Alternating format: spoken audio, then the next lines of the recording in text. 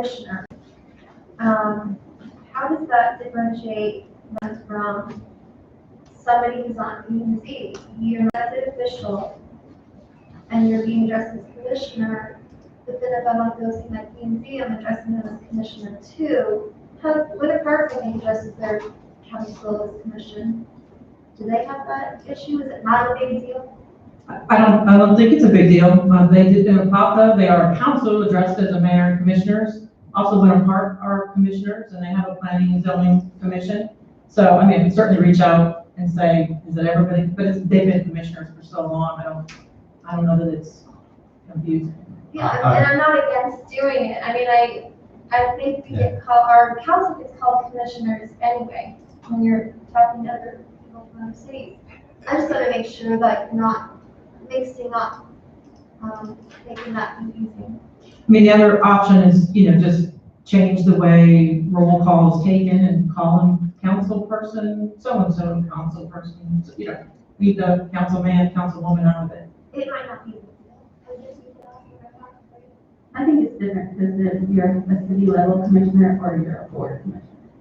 So the general commission, there's only a certain number of your city of Winter Park commissioners, or city of Maitland commissioners. But on the board level, you're just a board member.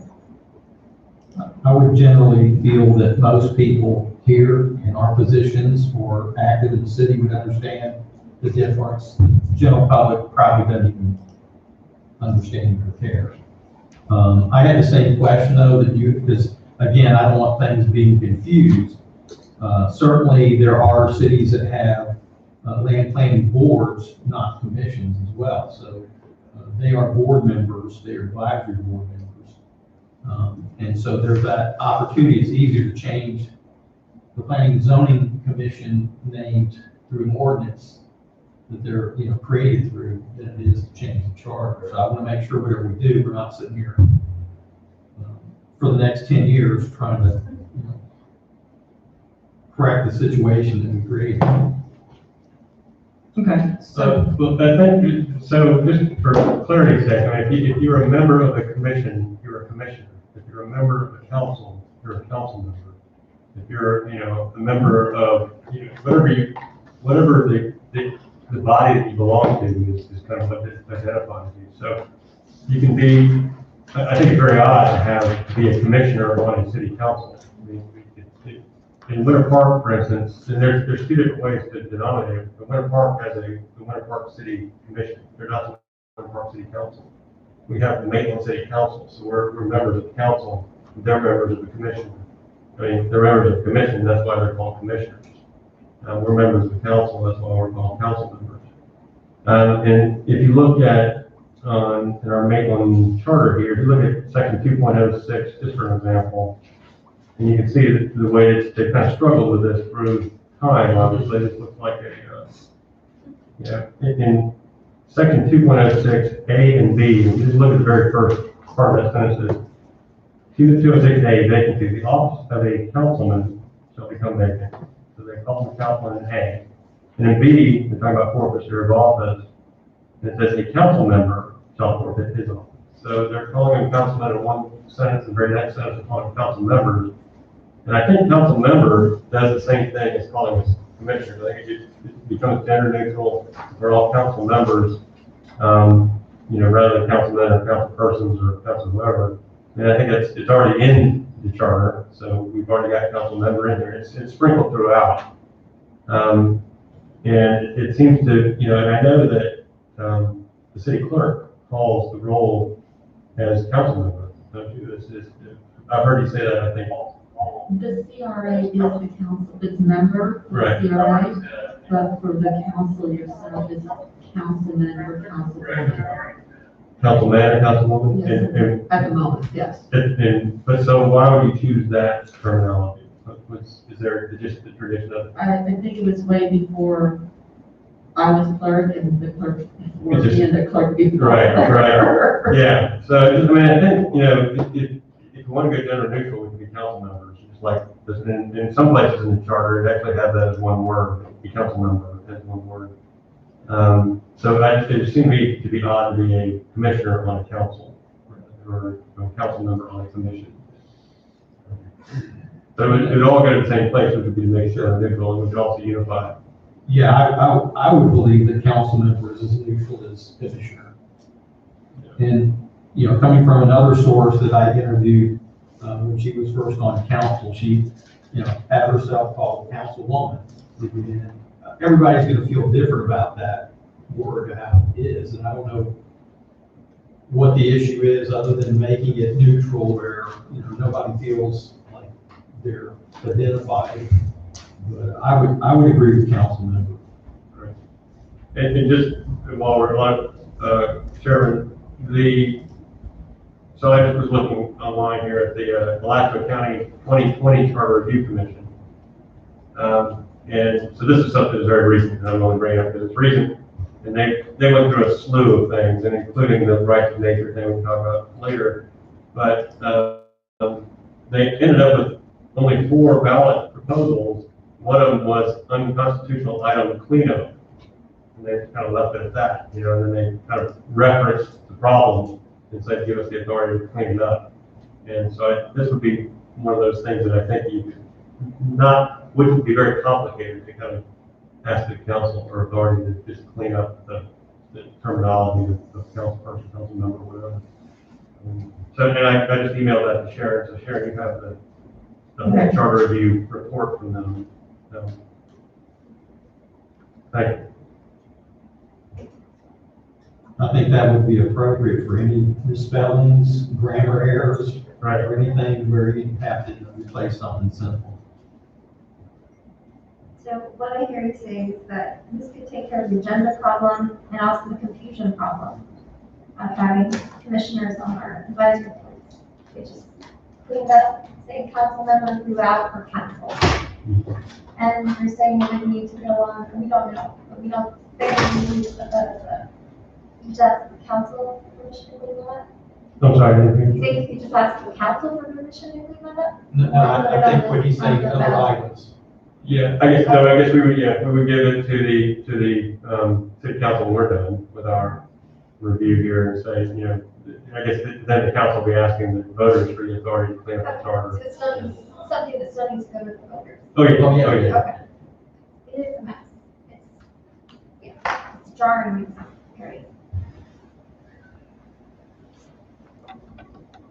That would possibly eliminate, say, 10 separate questions on the ballot, rolled into one cleanup question.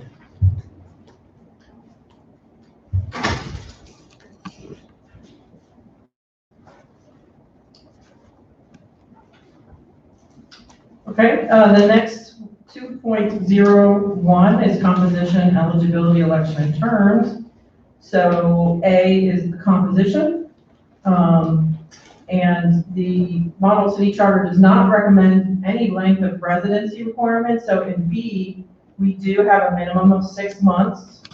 Prior to qualifying, you must establish a residency. And I did a survey of, it's kind of small, the surrounding towns. Most of them do have a waiting period, but some do not. Winter Park looks like they do not, and Coe, we are on the lower end. Most have a waiting period of a year, 12 months. Again, the model charter suggests that you don't, that everybody who's here and can qualify as a resident on the day of qualifying should be able to run. But we know that that can create, you know, that somebody moves in just to run situation. Bill? One of the first things I wrote in my book here is that is 6 months long enough? And I kind of struggle with that, given, thank you Sharon for putting that together, that a lot of the territories around us have at least a 1 year waiting period. I find that, I struggle with 6 months. I think that's a little too short. With all the transiency we're seeing from all the different areas of the country right now, especially in Florida, 1,000 people a day moving in, I think we need to put a little bit more time on that residency. Any other comments? I agree with Kathleen. It should be at months, I think you get a better council that way. They learn the community, the history, they meet their neighbors, they become a better council person to represent everybody than to just move in. So at least 6 months, and if Kathleen's interested in bumping it up to 12 months, I would concur with that. John? I can give a real world example. I'm from this area, I grew up in this area, lived in Maitland for years, and then moved to Alaska for a year, and then came back. And I made the 6 month cutoff because I was back 6 months before the election, but if I had, if not, I would not have been able, and so that might have been, I would have been precluded, so you wouldn't have me take that. So maybe that's a good thing. I don't know. But I made the 6 month window, I would not have made the 12 month window, even though I was back inside of that. But you had lived in Maitland Oh, prior. yeah, for 10 years before that. So, But it was 6 months immediately prior to the. Yeah, it says beta. 6 months prior. At that time, had you sold your house or were you No, actually, we were renting. renting it out? So, but that was not your primary residence. Right. I'm pretty comfortable with it at 6 months, only because the suggested amount of time is 0, and we're right, and, we're making them live here for 6 months, establish themselves, and then giving them the ability to run, and, if they have the votes, then I feel comfortable with that. I don't feel comfortable with 0. I don't know if I'd want to go all the way to 12. I don't know in my 33 years here that it's ever been an issue. Certainly, I don't think 0 is where we want to be at. I looked at New Smyrna's and they have zones for each of their council people. And it's a requirement to be in the city for 12 months, but in their zone for 6 months. So, to me, that's enough time. It comes down to the voters either voting yes or no. So I think as long as we have a criteria for a resident to be here a certain amount of time where they understand at least some of the issues, I'm not sure how you can make that demarcation, because certainly people can live here for 10 years and not really know what the city's about. So I'm comfortable with 6 months. I think at least we have something there, but I'm not comfortable with moving the charter, the model charter to 0. Sharon, do you know if any of the other cities have a reason for that length of time? The charter just doesn't say. I could go back and see when the last time they looked at their charter. I mean, that's a possibility that it was changed, I think, in the 8th edition, the most recent edition of the model charter. So it's possible that when they adopted theirs, it wasn't, 0. There was reasoning in the model charter just to say, to be inclusive of everybody in the city, they're there and they're a registered voter in Maitland, and let them participate. I think that's the biggest key right there, is if they register to vote here, then they have some line of civic duty. And then just one other comment on, I'm not sure anyone was considering this, but we do an at-large election, which according to the model city charter is more appropriate for smaller cities. They're not to have districts. I know that was a discussion, I believe, in Winter Park during their last go around, but we didn't get anybody who's brought that up, but just want to bring it to your attention. That's the section that addresses that the voters are voting at large. are we at that point? Oh, okay. I mean, I would like to discuss that. Okay, I'm sorry. Yes, we are at that point. Okay, yeah, I would like to discuss that because I do think as we grow, right now, our council is mainly representative by people who live in one geographical area. And I don't know if perhaps a mix of at-large, definitely the mayor at-large, with maybe 2 single district members would help representation and bring more people in of the city to be represented. It's like right now, I think everybody lives on the east side of 1792. except for one person. Is that making a difference? Oh, that's different. Is that making a difference? I don't know, but should we? I know my neighborhood tends to get a lot of attention. Is that fair? I can say over time though, we've had folks, Linda Frosch, Joan Randolph, Joy Goff Marcel. So we've had folks on the other side of 1792, nobody from the west side at this point, cross I-4. But Keith White lived in, Done, Yeah. definitely. Bob Miller. Any other comments on that? Okay, I guess, well, do we know what I'm sure somebody in the room knows what the demographic number makeup is over there? I mean, it'd be nice if there are, I guess the concern would be you would have some person representing a small minority numerically required to represent, 500 people, while, 5,000 people across the way only also get one. Now, those are wild numbers and they could be way off, and it could be justified demographically, but it's worth it to know those numbers for the discussion. yeah, we can get those numbers about, what the balance is in terms of residents. On the west side, it has gone up as a result of, some of the additional residential family units that have gone up there, there's a subdivision, Bainbridge, so there were surprisingly more residents over there. Whether they're registered voters would be a whole other, but we can get that information. It could be helpful. Yeah, thank you, because I just think that you're relying too much on people and not on setting up a system that's gonna guarantee a little bit more fairness, I guess, and representation. You're relying on somebody who's on council, maybe doesn't live on the west side to represent the west side.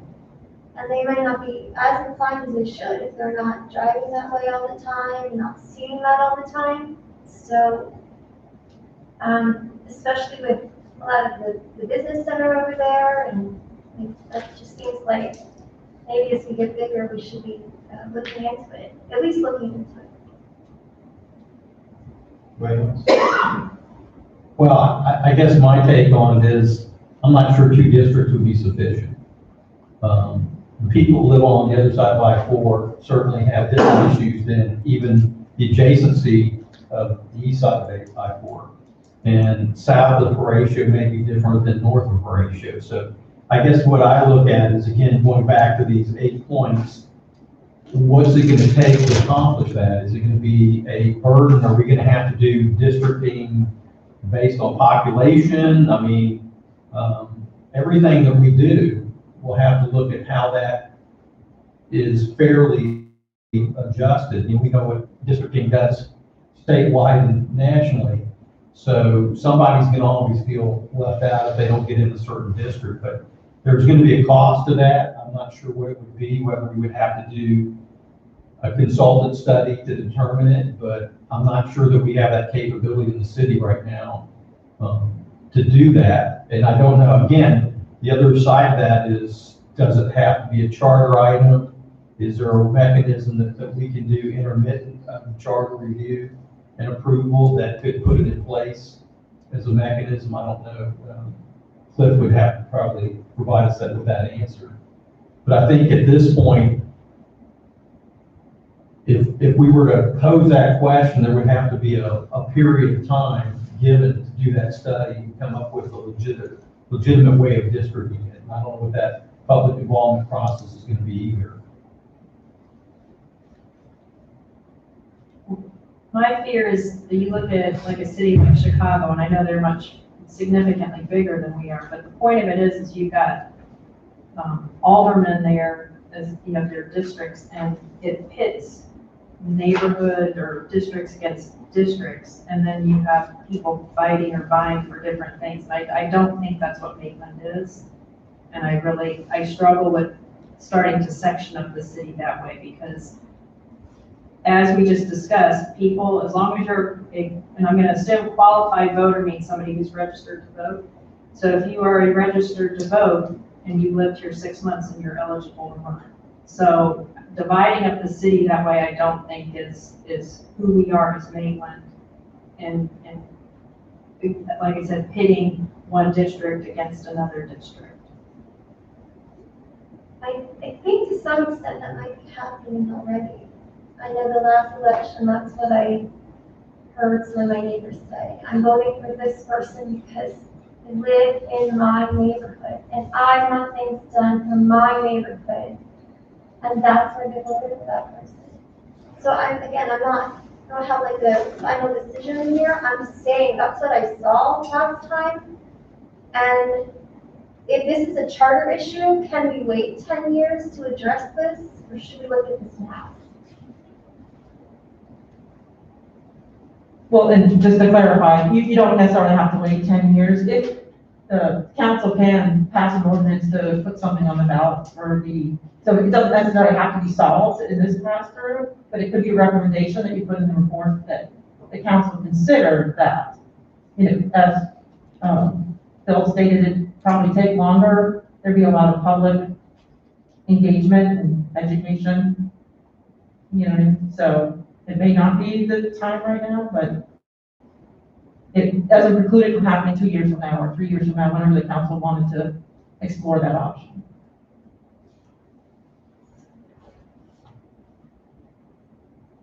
Any other comments on that section?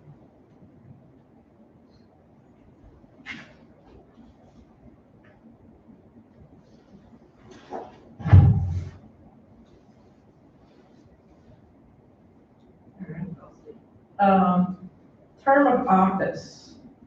So this is general election, 3 years term commences and begins at the second council meeting after the certification of the election.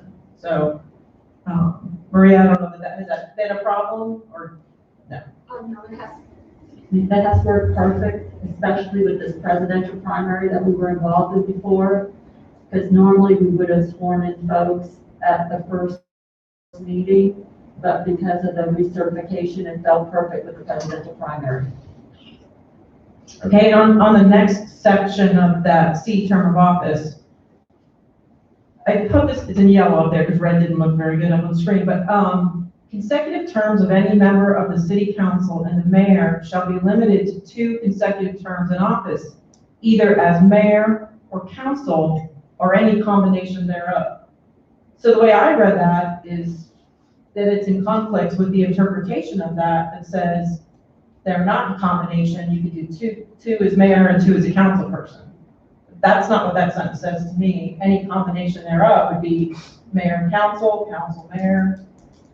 It seems like the wording may be off from the interpretation. Well, it could also mean that the mayor resigned or died or whatever, and the council person, the vice mayor stepped in at that position too. That would be a combination. Right, but I guess when when we get to after the interpretation, it says something different. It's saying you have 4 terms, 2 and 2. That's that you could basically do 2 as a council and 2 as a mayor. This is saying you're limited to 2 with any combination thereof, which to me is mayor and council, council, mayor, council, council, mayor, mayor. So that's just the way I read it, and if nobody else reads it that way, there is an interpretation that's in there that is different, but the word, it doesn't seem like it's consistent. That was just the way I read it, but. I agree with that reading, Sharon. I know it is confusing, but you have to go to section F to figure it out. Right, if you go to the interpretation, it says something different. Right. Yeah, so we'll get there, but it's kind of where it starts.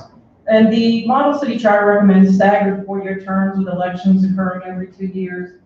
And currently there are elections every year. So every year we either have 2 council members, a mayor, or 2 council members. So, I just gave an example of how you could change it. There was interest in doing that. I don't know if we've ever had any concerns about, having an election every year. Other than the cost, I mean, for an off-cycle year, we bear the whole cost of having an election. Correct.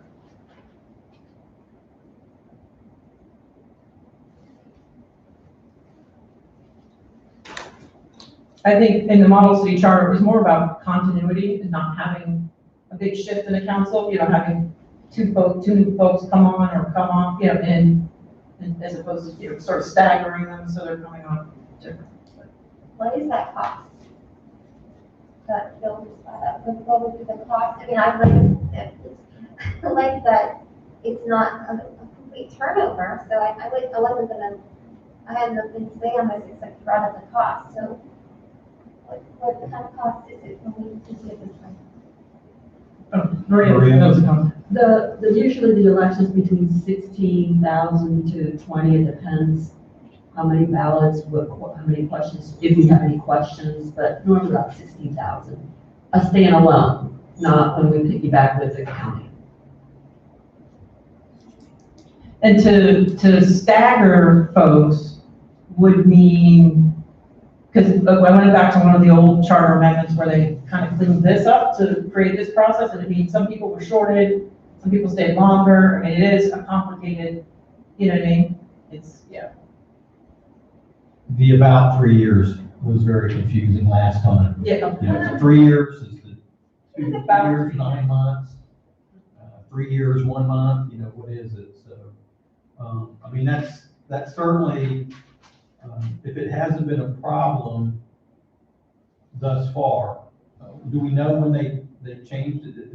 Has it always been 3 years for a term? I think it was 89 or before that. It's been a while. So before 89, it was possibly a longer term or a shorter term? I think there were shorter terms, right? Yeah, I think I can pull it up and get it to you, but there was a lot of, and Maria, you may know, I don't know if you know. The only thing I would add there is, you know, people get on for 3 years, and that 3 years is a learning curve. And then the next 3 years, you're up to speed, and then before you know it, you're off council again. So, you know, I think some thought about longer terms, because a lot of cities do have longer terms, might be beneficial to the city for that continuity's sake. Mid-year issues that one person's deeply involved in turns off the council and then winds up, you know, the new person doesn't really understand that issue as well. And I mean, that could even happen with a 4-year term, but yeah, I think we got to look at what's in the best interest of the city, not necessarily that candidate or a person, but there's been some issues that come up that certainly merit somebody staying on council for a few extra years. Could that save money too? If they're on one, I mean, I don't. I think the way Sharon presented it, there was a gap here there where an election would not be held. That would be the 16 to 20,000 savings if we stood alone. Right, so that's 4-year term, but if you stagger them so that you wanted an election every, you know, you wanted just one person, then you do kind of lose that free, you know, year where you don't have an election. And the other thing, the model city chart does not recommend term limits. We do have term limits. They were included in the 1989 charter amendments, ordinance 748. So I think that's a good topic point. It seems like 1989 was a line in the sand for a few of these items. And for 100 and something years, the city didn't have them and they were fine. And I think it's all situational. You know, we go through this and we jump on my soapbox for a second, since I can't talk any other time. The last time we went through this in 2012, and you'll see this and it will come up, we had an issue surrounding it at that point in time that we addressed through the charter. In retrospect, I know more today than I did then. It probably shouldn't have worked that way. But that's how we reacted. And I don't think Charter Review Commission should be reactionary. We should think these things through and not do it for a one issue. So if something happened around 89, that they said, oh, we just need to have term limits. And that all looks good on paper, but then again, we're having issues with finding candidates.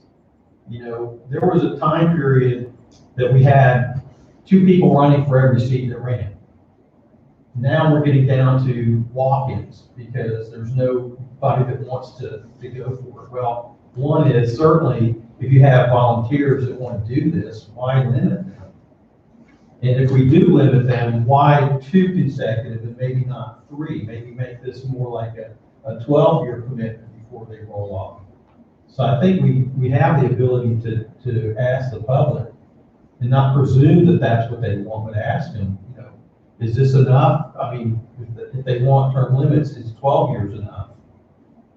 Versus 3 years, 2 times, and then you're out. Anything from you, John? You've been there. Yeah, well, thankfully I was just turned off, so I'm a proponent it is, I mean, you laid it out well. I mean, you know, experience is important, you know, and I think politically though, we just have a very strong reaction to term limits. I think it's got to be a good idea because, you know, after lawyers and car salesmen, I mean, politicians, it's like the less you have to deal with them, the more often they turn over, the better off they'll be. But, you know, it's, you know, you do lose a lot of institutional knowledge, and, you know, it's, I think there's a case to be made for not having term limits. It's a difficult case to be made. I think again, politically, a lot of people will just see this on the ballot and say, here's somebody trying to, you know, live off the fat of Maitland City Commissioner, mayor, you know, get that $3,000 a year, and forever. So it'll be difficult, but like I say, Bill, I mean, it's worth, I think, you know, maybe throwing that out there and letting people make the decision. I mean, we're not here, I guess, to make the ultimate call. We're gonna say, is this worth the voters considering this slate of whatever amendments we may come up with? So that may be one. But we also had the situation with Bev Revenant, who turned out for, one election cycle, and then she went back, so we have that institutional knowledge back. So is there a way to kind of look at what it would mean if we could save money on maybe extending to 4 years, or what would all these scenarios look like? If we want to. I guess you could save money on an election if every 4 years you'd save, you know, just mathematically, I would say you'd have fewer elections. There's just something about if I'm voting for this and I still get everything I want, which is somebody good on my council. And they're even there longer. And on top of it, my city gets used to $16,000 somewhere else. That's a win-win-win.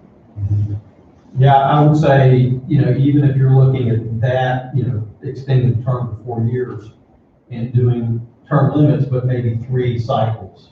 So, you know, there still has an end game there, but it gives them some time to work on issues that, you know, there's a lot of issues, P&Z sees a lot of them. They're long-term, they're not short-term sometimes.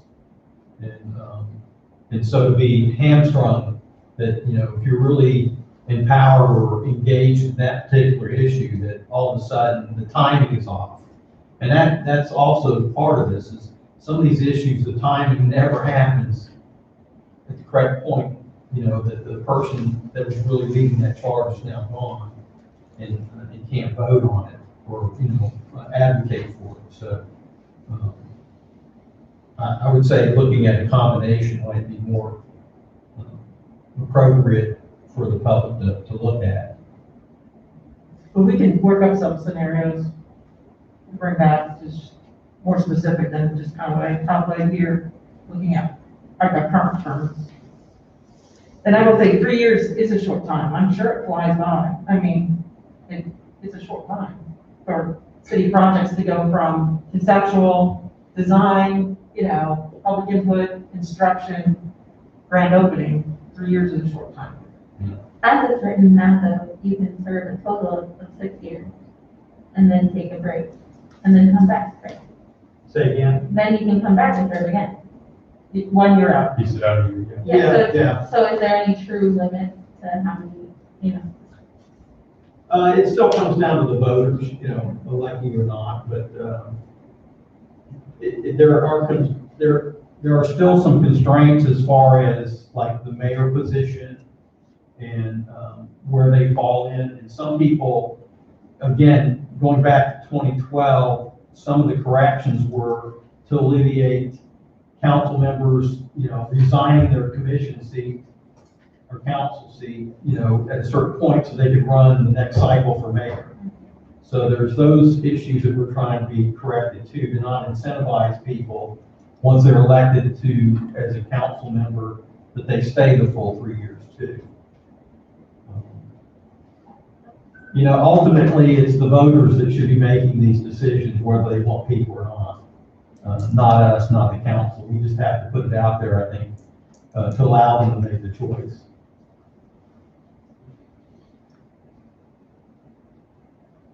So, can I ask a procedural question about how, I think we all have kind of raised a couple of issues tonight, and probably are not certain whether they've been disposed of forever, or we come back and discuss them again, or what the procedure is. Do we have like a parking lot of issues, Sharon? Is that? Yeah, so I've been writing them down, and my thought is, this is a decision item, so again, I'll read them off about what items you want additional information on, and we'll go forth with those items. And then I thought I can come back and sort of scale this down as we go forward and say, well, here were the issues that we have. So this, still have those slides with those particular issues, and where we don't have an issue, like with corporate limits or whatever, we'll just take them off. So that way, you don't have to reinvent the wheel. We'll just narrow it down and keep going forward. So before we leave this item, I can read them back, and you guys can make a motion if you think those are things you still want to talk about. My thought, John, was that we would go through these series of meetings, taking the articles, and then have a laundry list of, at the end, maybe the last or final meeting, where we have everything we've talked about to move forward to the council's recommendations. And at that point, we could make final discussion items, because then we'll have more information about it than we do tonight. And I'd hate to make a decision tonight on something that we get information later on that's contrary to what our decision is. Yeah, I guess I was wondering, do we have to make a motion and just get it on the list tonight, rather than make a determination ultimately about it, or how is that? It would be helpful if, before we left, if Okay. I can at least confirm that what I've marked, that I would come back with, or that you want to have further discussion, is what everybody's agreed to, even if it's just for discussion purposes. Okay, I'm good with that.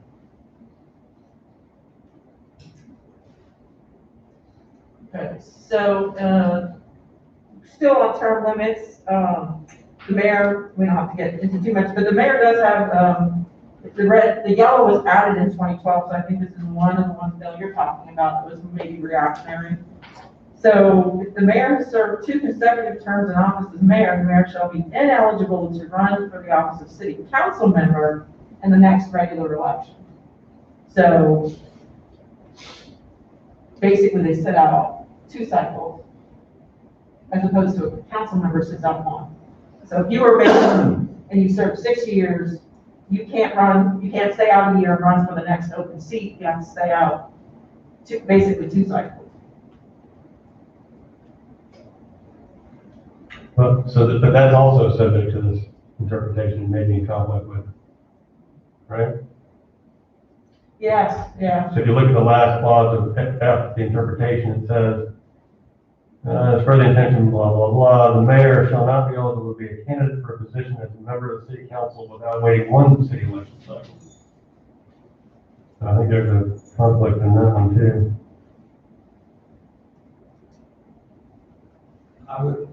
I would think the interpretation is what would be the guidelines for that. So how that is worded now there is in conflict with the interpretation is what the commission decided will be the ultimate.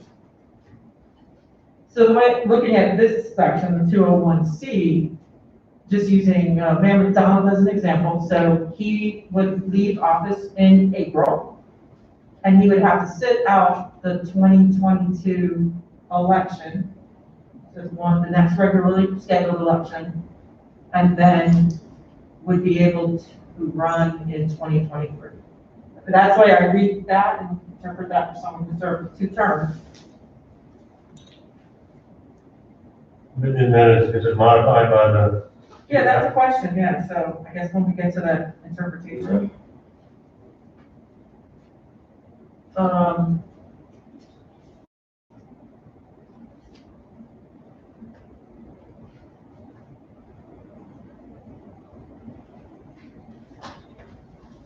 So in D, it's waiting period after serving 2 consecutive terms. Now this applies to the mayor and council. So if they're termed out, one regular city election with either mayor or city council, approximately 1 year shall, well, that's consistent. If I can read that.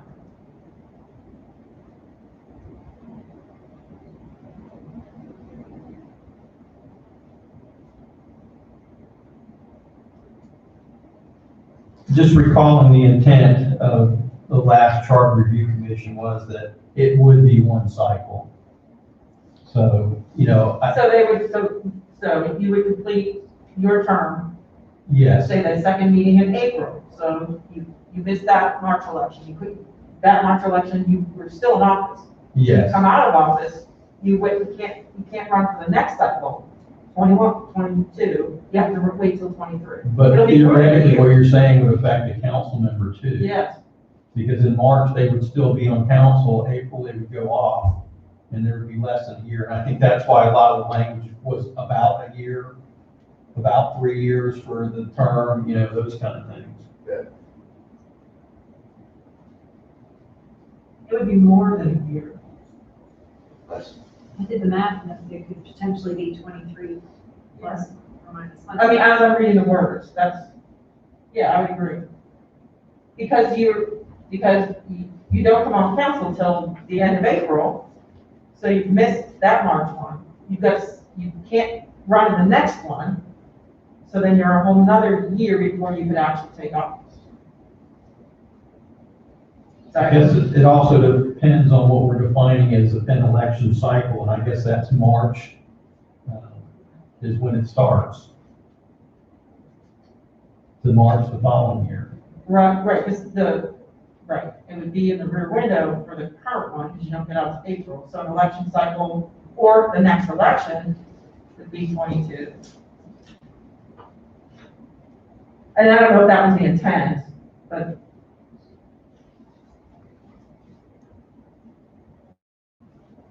Sharon, my question is, if you look under term of office, the mayor's treated completely differently. And, you know, additionally, if the mayor has served 2 consecutive terms in office, you know, blah, blah, blah. And then if you go down to D, it says the candidate, and it says either mayor or city council approximately 1 year. So which one is it?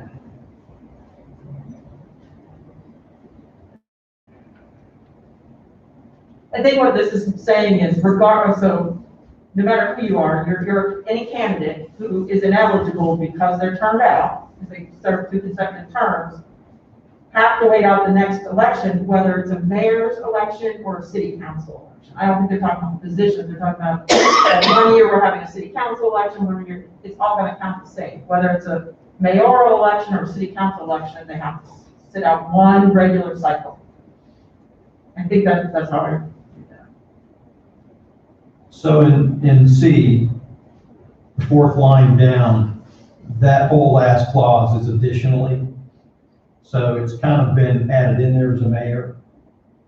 Is it relevant? It seems to be covered in D, as pointed out, and under the interpretation. So is the additional clause really needed?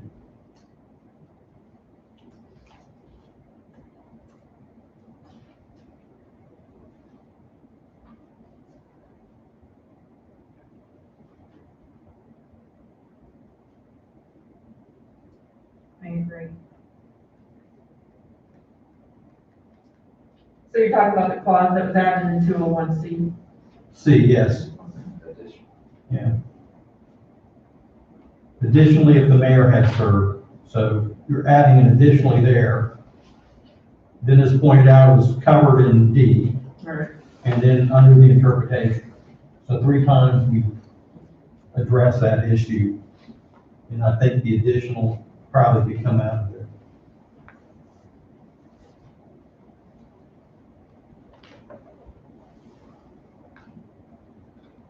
Okay, and I guess we need to get to the interpretation. So E, I didn't see anything that was added in 1998. Basically talking about Must have been something that happened in 1998.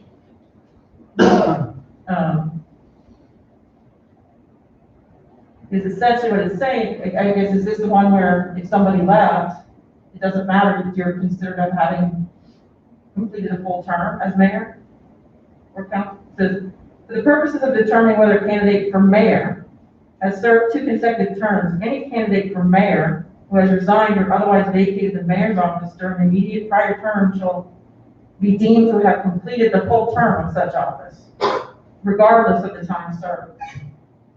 So if you resign, you can't come back and run, basically. Or it will count as a full term. And was that the trying to prevent someone from leaving early so as not to term out? That's what I would guess. I can't remember. I don't know that it's ever been an issue. Yeah, it has been an issue. Oh. Yeah, it has been an issue one time where somebody did resign to run for mayor. Oh, yes.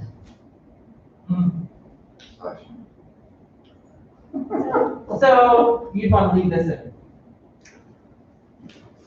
I don't have a problem with it myself. What does everybody else think? Wasn't it also an issue when the mayor left to run for city commission or county commission? Yeah, that might have been the 89 issue. I think that, Well, well, state house. Yeah. That may have been the 89 commission.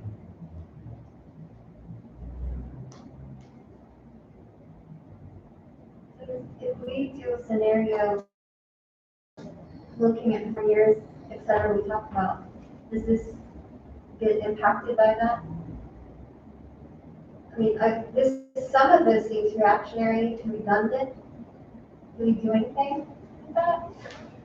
So if you're, say you change in 4 years or 3 terms, then these would need to change, and hopefully that can be done through one question and not multiple questions. You know, where you say this is where it affects. So those would change. But yeah, these are definitely probably have somebody's name next to it. I don't know whose name it is. That so-and-so Act of 1998 or whatever it was. well, I guess the effective E is to say, like, okay, let's say you're mayor, and you got through 1 term, you're halfway through your 2nd term, and you say, I see greener pastures, I'm gonna run for county commission, and you quit to run for county commission, and then you come back and you run for mayor again without having, you lose your county commission, and then you come back and you say, well, I didn't have 2 consecutive terms as mayor, so I get to run again in the next election, I don't have to wait a year. So I think that's what this was created to prevent. I think if you quit to go somewhere else, then you will be deemed to have run for it. Which seems fair to me. All right, and then this is the interpretation. So it's the intention of this subsection that a candidate seeking the office of mayor, again, about the mayor, who has served 2 consecutive terms in office as a member of council, but not as mayor, is eligible to seek the office of mayor, and if elected, serve 2 terms as mayor. So unlike the words that were in the earlier part, this would seem to say you can serve 2 council terms and then serve 2 mayoral terms without sitting out. It is further the intention of the subsection that a mayor who has served 2 consecutive terms in office as mayor shall not be eligible to be a candidate for a position as a member of the city council without waiting out 1 election cycle. So, as a council person, you can serve 4 without sitting out, as I'm reading this, 2 council, 2 mayor.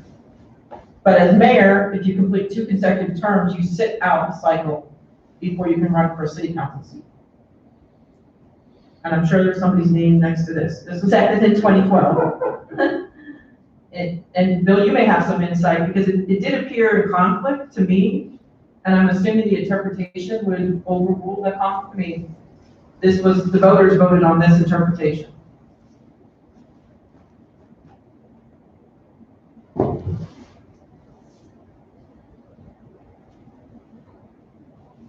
I just find it curious that the mayor is being singled out and treated differently than the rest of the council. Because technically, isn't the mayor part of the council? Yes. I mean, I just find that very odd that the mayor is singled out, where it's, you know, specifically in the interpretation what it says, and then I just find it interesting. Well, I can only speculate, but I would say, even though he's part of the council, his is a higher elevated position to represent the city and other functions and other government agencies as far as those committees and boards. And so he wields probably more power than the council does, other than if they have to, you know, step in for him at certain times. And I think also mayor sets the agenda, so there's, you know, So Sharon, you're saying the interpretation was voted on, yes. but the other clauses are not. Well, they all at one point were voted on, This was but I think in the interpretation, I can confirm with Cliff, the intent of this was to make sure that whatever was said here was, that this is how it's implemented. So this would take precedence over the others. I'll confirm with them. To me, they seem to be in conflict, but They do seem. But he did I review mean, it. Graham was very smart adults, and Yeah. you guys are not even quite figure out what this means, which is troubling, so I'm just trying to figure out which one has, you would really listen to.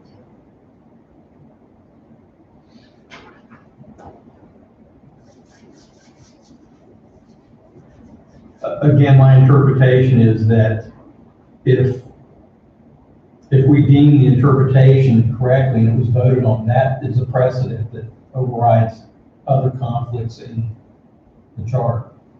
So if it's a cleanup issue of taking out that additionally, or cleaning up the language and all this to meet the standard of the interpretation is where we need to head.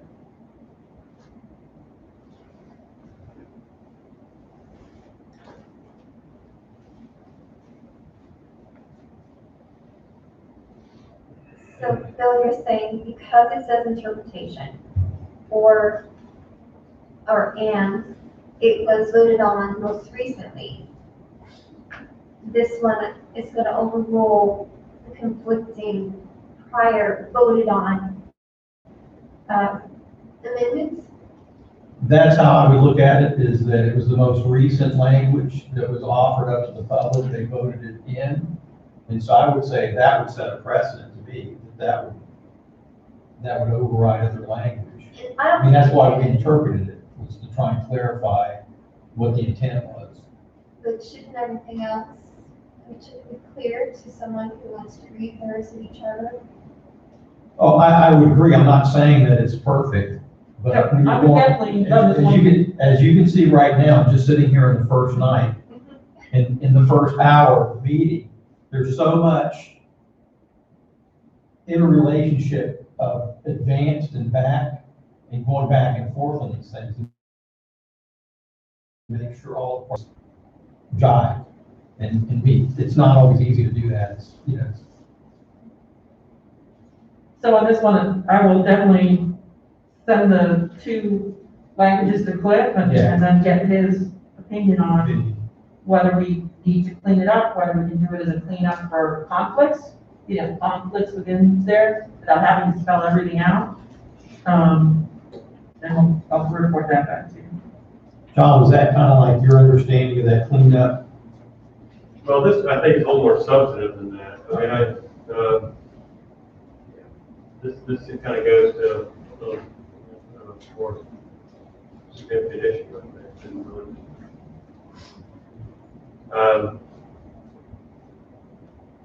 But I'm just going to read you two things. So in 2C, it says the mayor who has served 2 terms shall be ineligible to run in the next regular election. And then the interpretation says the mayor who has served 2 terms shall not be eligible for a position as a member of the city council without waiting for election cycle. So maybe those 2 things are things. Yeah, I had underlined in the next regular city election. So would that be, that would be less than an election cycle. and then the lower one underlined, without waiting one election cycle. I think that's the real conflict, is what are we considering that? If it's March to March, Yeah, it does have to be. Well, right, but the mayor's election cycle is different at this point, because it can change, that cycle can change depending on what, somebody gets hit by a bus or something. You change to the next city election, and so maybe, yeah. Well, interestingly, the judge of this ultimately, in section 2.07, the council shall be the judge of the elections and qualifications of its members. So the city council gets to make that determination, at least in the first pass, and then I guess if you're a disappointed candidate, take it to court. But, so they kind of kick it to the city council to make the determination.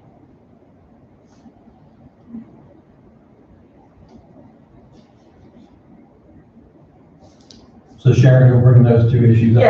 Yes, I think I understand.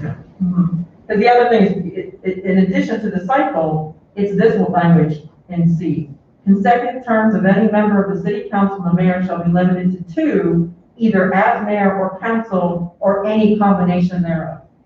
I still think that means 3 years as council person, 3 years as mayor, you're done. But that's not the interpretation, so, you know what I mean, like, it seems to be in conflict. So I'll ask them to look at those, and I'll see when the language was added to see if any of the, Okay. be interesting to see if it came in 89 or 98 or. We didn't have any issues this year, did we? Not aware of. Totally, no. Compensation and expenses, the model city charter basically says not to put the actual amount of compensation in the charter and set it by ordinance. But I think it ends up going in the charter because people fear and councils don't want to raise their own pay. So they let the residents vote on it. So, I did put here, that was from 1998, so that was put in there. And it is now, instead of $250 a month, it's $360. And the mayor, instead of $375, is $540. So, Mayor's overpay. Do we know if that was in the charter prior to 98? Or was that the first time it showed up? I can look at that, I don't, Maria, do you have any insight on, was it always in the charter? I believe it was done in the charter for, when we had the charter review in 98. And that's when they came up with the figure, and any increase or decrease would be based on the CPI. I can pull the ordinance from that one and I just think look at that's when the it first appeared. previous language. I know somebody brought up the increase or decrease, but I looked at when the parts there says increase or decrease as well with the CPI, so I think that's just, standard language. Anybody have any questions or comments? I think if you have a political problem, you're trying to get rid of journalists, Anything political else? problem saying if the city council gets to name its own project. There's no way that's coming out. I'm sure you went broke when you got off council. Yeah, it's put a big hole in the family budget.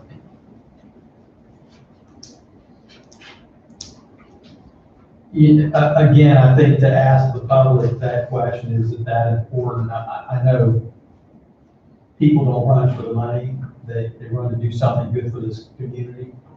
That's a little bit, and believe me, I personally would like to see it go up, but if that's gonna be a question that gets rejected anyway, then why do it? But, personally, I know people, my wife, that, sat up here and it barely covered her cleaning bill. So, it's one of those things, it's a stipend kind of thing that it's an honorarium, but I know all the council does it because they want to do something for this community, and that's not the driving force, is to make a paycheck off of this. No, it's all about the glory. Well, maybe that just as a cleanup issue, you could change that to say what Sharon said the actual numbers are, they're not 250 anymore, it's 360. That way we're not changing the actual dollar figures, we're just kind of bringing it up to date, because as this gets older and older, it's going to look more and more archaic when people say, right? Yeah, CPI is one thing, factor in inflation, it's negative 200. Right. But, I mean, it probably is not worth doing, right? Better to leave it alone. Yeah, any other comments?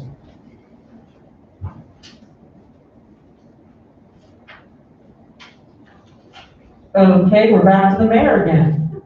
He's a popular topic. And, this is, I didn't have any comments on this, it seemed like it's accurate. Elected for a term of approximately 3 years, shall be a member of council, shall preside at meetings of the council, shall be recognized as the head of city government for ceremonial purposes, and I love this one, and by the governor for the purposes of military law, Right on. just in case. So, I don't know if anyone has any concerns with that. I have a concern, again, it's a timing issue, it's at the bottom, so let's say, you just have to do with vacancy occurring, okay? Oh, yeah, on the next part, I did, Okay, yeah, I think they contradict each other. Yeah. Significantly. right, so this would be another one we have to. So essentially what it's saying is, if a vacancy occurs, so when you do the Doug Hinson scenario, right? So he leaves to run for another office, and the vice mayor becomes the mayor for the remainder of the unexpired term, which is why it happened. But then it says, if the mayor seat is vacated during his or her term, then a new mayor shall be elected at the next scheduled municipal election, which is not the same thing. And the language underscored was what was added in 2012, which seems to have created this conflict. So that, would that be another instance of the most recent? But here is my, yeah, so that's one, but here's one where the question is, which do you want? And I was thinking of the scenario of, okay, so the mayor's seat is vacated, vice mayor becomes mayor, then you appoint someone to council. At the next election, what do? You unappoint the council person and the vice mayor? I mean, it just makes no sense that you would have another election because you would have appointed someone to serve as, like with Joy left, you had to appoint somebody. So now you're gonna unappoint them, you appointed them and then you unappoint them? It doesn't make sense, the way it's been modified.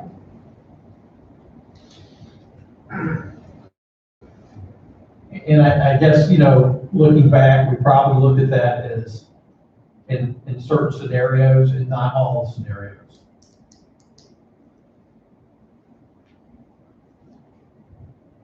And that's the difficult part, is sitting here with an issue that's facing the city and trying to come up with different scenarios to plan around. You just can't come up with everything.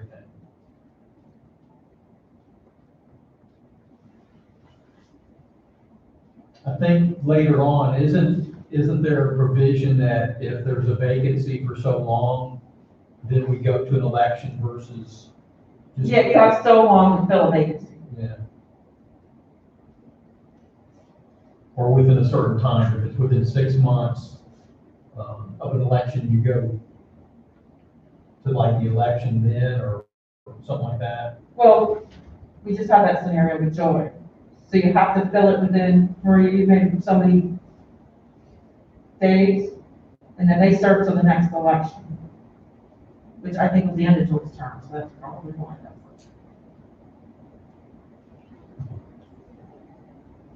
Well, okay, You end up perhaps, talk about the difficulties of protecting what could happen. The easiest way to do it is just to say that person serves until the next, or that person serves out the term of whoever they've been appointed to serve, because, in one hand, you say, well, that's unfair. What if on day 2 of, this guy's reign, he gets hit by the bus, and the guy who was just elected and named vice mayor then serves 2 years and 9 months as mayor with nobody having elected in that position. So that could be unfair, but you live with that, I guess, if you're gonna pick one. But the problem with saying that you're gonna appoint somebody until the next election, what if that appointment comes right before the election? What if the election's on March 13th and the person expires on, March 4th? you don't have time to mount, you don't have time to qualify, you don't have time to do anything. And you have to kind of back up the schedule and say, I'm sure other cities do this, I mean, you have to say, if this person resigns or is unable to serve within 180 days of the next election, then that seat shall be filled, because then you have time to actually kind of mount it, to get somebody in there eligible. But I would say maybe I think we see the problem, but maybe we look at other examples of how other folks do it and see if there's a way to clean that up. And then, because it does seem to be saying two polar opposite things at this point. If it's saying two different things, don't we, in all practical circumstances there, aren't we basically having them serve out the term? They're being appointed and they're serving out the term. So this Special one- election. Well, this one is specific to the mayor. So the vice mayor does step in, so you don't have to appoint anyone for that. So whoever is vice mayor, mayor leaves, this is just addressing the mayor. The way it worked, I believe, with Doug is Howard served the rest of the term. Right? He served the rest of the term. Correct. Right, so we didn't do, at the next election, Howard had to run against somebody, and then he lost his seat, and then he had to get anything. What happened to his seat? So then they appointed someone to his seat. And that's how we save money, didn't have to do a special election. No. Wait it out. No, unfortunately, no, because then that vacant seat has to run, somebody has to run for that appointed seat At the next election. at the next election. Both times that we've had somebody resign to run for another office, that election, their term was up that following April. So people were already campaigning for that seat. So, does that make any sense? It sounds like you're saying you don't have to do anything special. That was just a seat that was. We just didn't have to have a special election. Okay. It was, their seat was up that following April.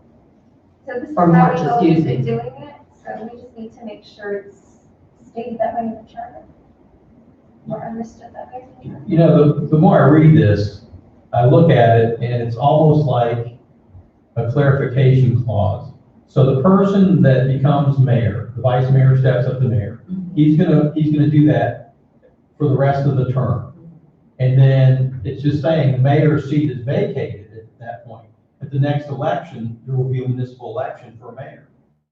So whether you're vice mayor or not, you're not making him go backwards.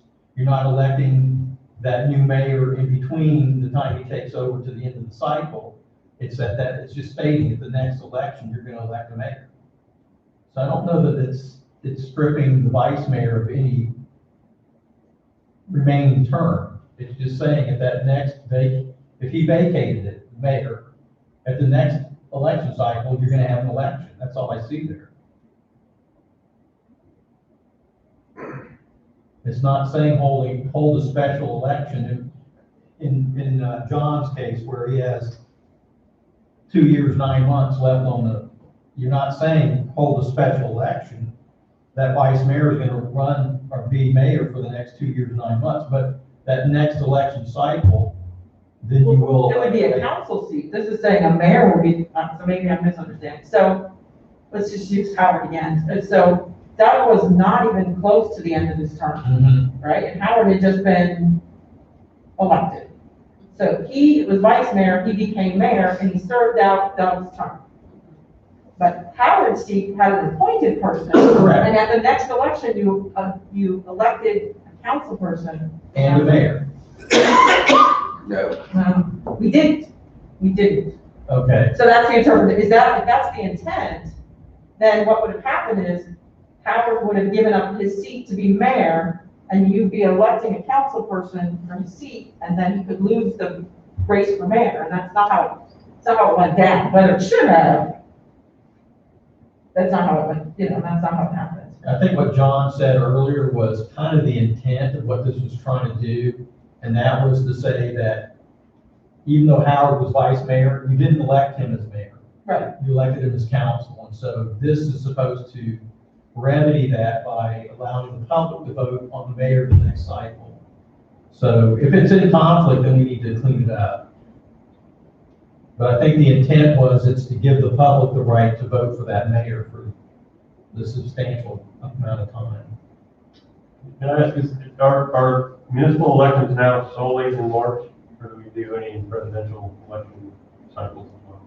Our elections are in March unless we're piggybacking with a presidential primary. And that could be whenever the state says the primary is gonna happen. So when the primaries are? We just had. It was in March, but it's been in January, whenever So they it's more or decide. less the same. Well, I mean, that's about 3 years, I guess, then, right? So, okay. Thank you. Okay, so I think we just need to look at the conflict there and then figure out what the intent is and then find the right words for the intent. Correct, yeah, I think so. Anybody else got anything else on Well, I hear you saying that we need to figure out if people have a right to vote again for mayor, if the mayor has to leave the seat, or if they just need to wait. And to me, if it was an at-large election and they elected the person who took over the seat of the mayor, then as a voter, I'm not that concerned that that person is not the mayor. I mean, do you really need to do something special there? Isn't that the question we're asking? 'Cause Well, it seems was- like, Again, 10 years ago, it was a prevailing thought that the council person was elected as a councilman or member, and the council who elected the vice mayor, and that usually rotates. So if you're in that spot when this happens, then you become mayor. And so the prevailing winds at that point were that the citizens didn't get that choice, the council did. And so, again, a reaction to something that happened was, let's make it out to the public so that they get to pick their mayor, not the people sitting up here.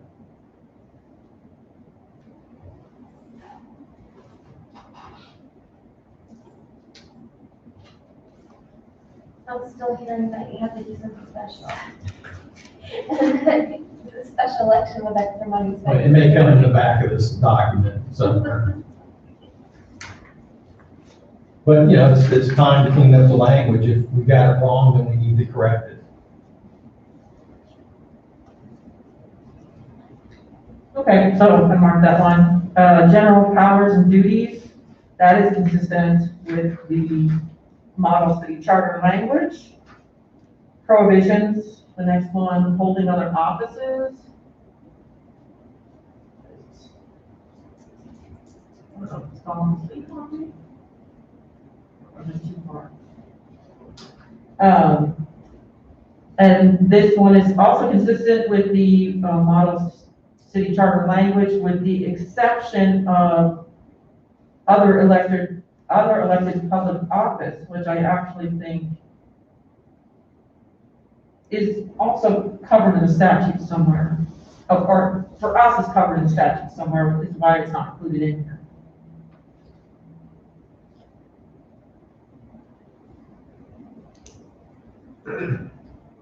So basically, there's a 1-year waiting period before a council person can become a city employee.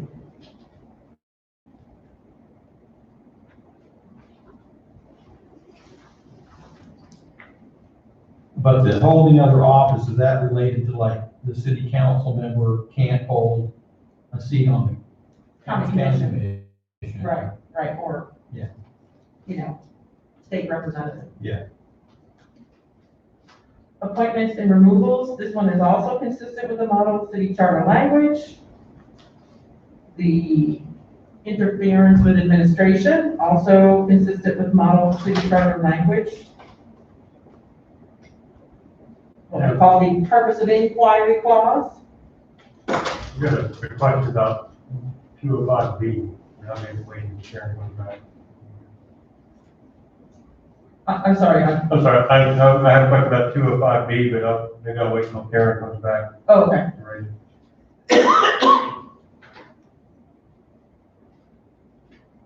So we're going to see.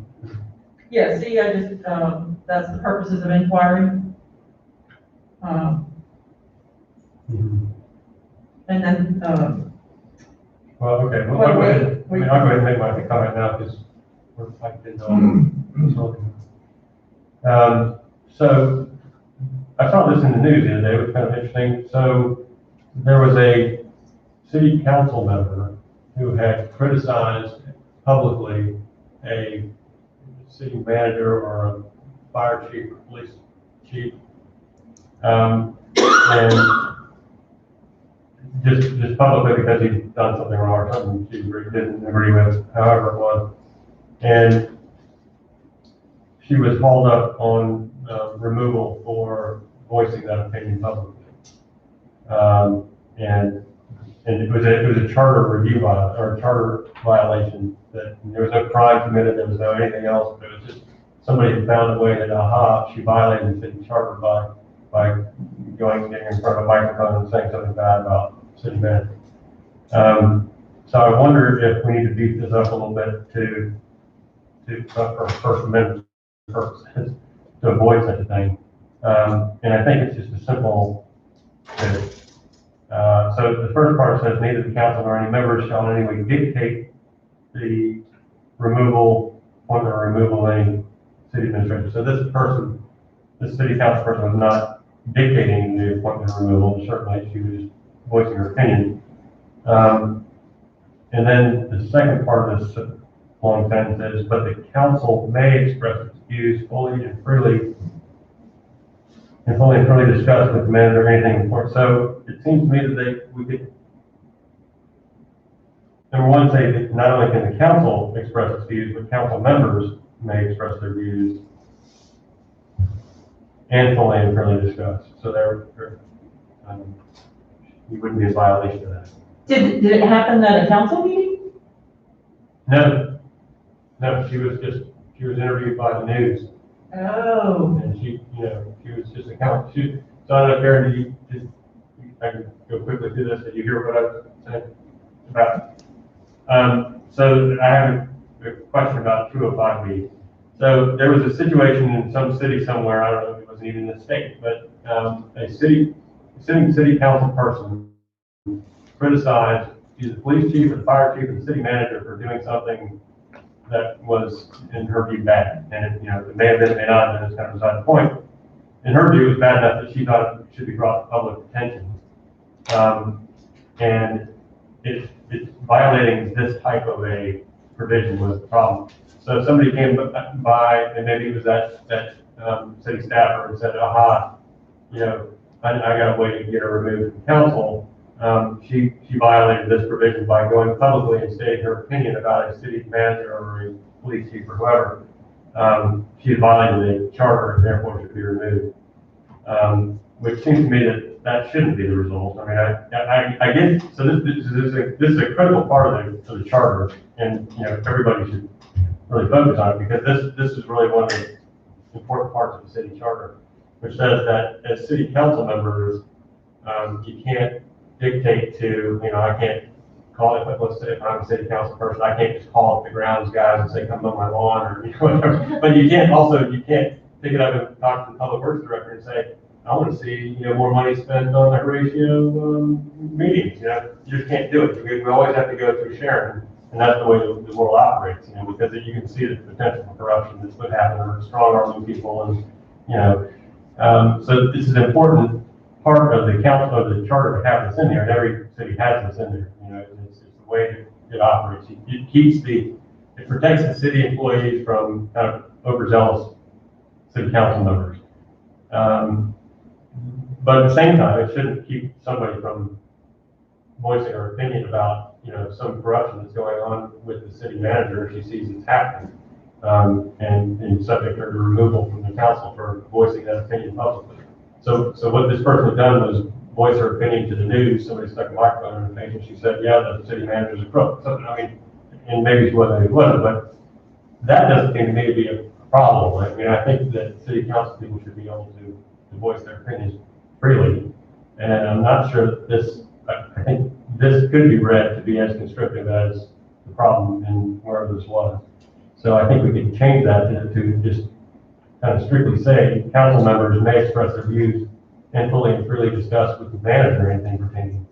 So you can have your views, but you're not beating up city staff. You know, and I think that's the right line that you shouldn't be able to do. But if you see something, you shouldn't be limited to just picking up the phone and call Sharon and something's going horribly wrong and it's repeating. You know, it's a real problem when you think, oh, I've got to tell somebody, I've got to, you know, freely express my views. So John, what happened on that situation? Did they use this yes. to get rid of the city councilman? So they didn't even censure, they just went straight to, and Yeah. they couldn't, and the city council person couldn't fight it? I mean, Well, I don't know what the ultimate, the last I saw was that it was a problem and she was being held up to, be removed from the city council because she violated the city charter.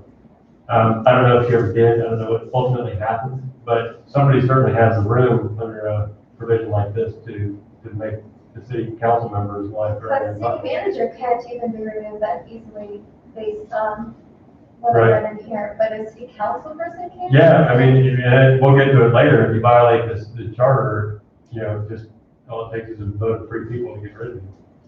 And you can say, wow, she violated the charter, she went on the news and called the police chief a schnook. And you take a vote, she's gone. So, I just think this, it'll be loosened up to allow people to address publicly things that they see are a problem. And not be kind of, their speech be chilled because they worry about that. But I do think it's critically important that people should not, you know, dictate to or bully or in any way even contact city staff. That really is, that's within the city manager's purview. So I can offer some language later, you know. Add that to the list. Everybody want to look at that in the future? Interference with administration. And that is consistent with the model city charter language. Now we go back to our favorite topic, vacancies. Vacancies, forfeiture of office, filling vacancies. So if a council man shall become vacant upon his death, resignation, removal, by law, forfeiture of office. That's the definition of vacancy. Forfeiture of office, this is consistent, both of these are consistent with the model city charter language, except in this list of items in the forfeiture of office, which is lacks qualification, perhaps they weren't a qualified voter, violates any express prohibition of this charter, which we just talked about, convicted of a crime involving moral turpitude, driving under the influence of public intoxication, theft, or prostitution, or fails to attend 3 consecutive regular council meetings without being excused by the council. And the DUI was added in 2012, but all the rest of it was there and is consistent with the model city charter. I was hit by how harsh that was, that he missed 3 meetings, and you can be thrown off the same as if you had crime, you committed a crime. Some of the other charters show that they gave 4 excused meetings. You'd be gone for 2 months. I mean, that would meet twice a month. So they would be excused. Um, I'm not saying to do anything with this. I was just reading it. I was like, wow, crimes and then didn't make a meeting. So I looked it up in some other charters and it did say 4. But I'm not really saying to change it. It's fine. That's actually pretty standard on a lot of boards. If you miss 3 meetings, you're off. Meaning not just cities.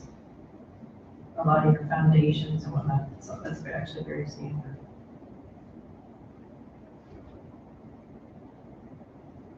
I guess that would come down to the council, whether they felt it was excused or unexcused, or, you know, a specific council person. I guess they could use it in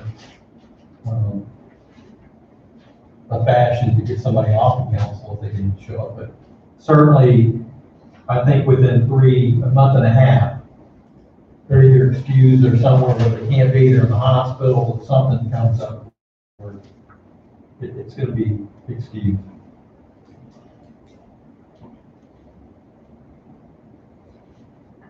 Okay. Is there any interest in looking at different number of meetings, or 3 excuses is fine. I'm fine with the 3, because I think it's really up to the council whether they excuse it or not. In the past, it's been pretty much, if they can't make it, they're on vacation, whatever, they're excused. So, you know,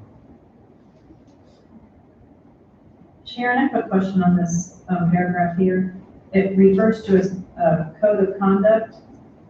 Where is that in this paperwork? Or where does it apply? So that's actually in the city code. So what the charter said is that we needed to adopt a code of conduct, and that is in the city code. I can give you a copy of it.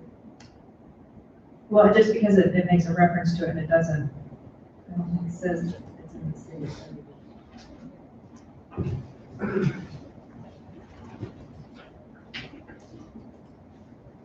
Yeah, it just says it shall be adopted by the city council, and they adopted it via ordinance, so it's up in the code, not the charter.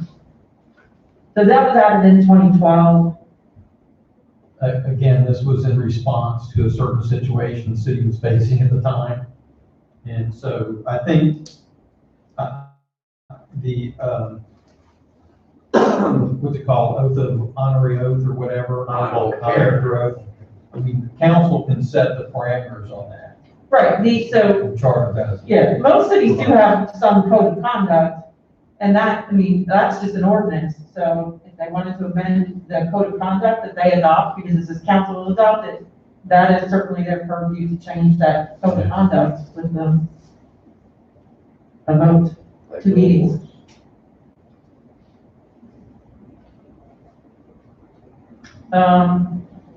And filling of vacancies.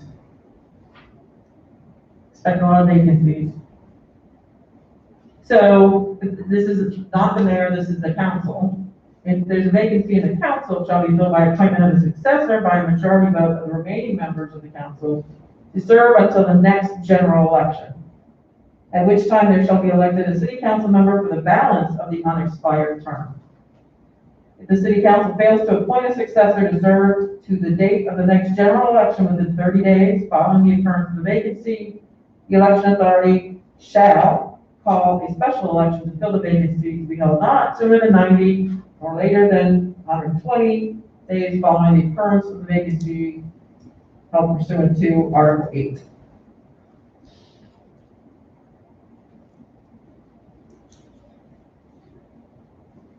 Any comments on that?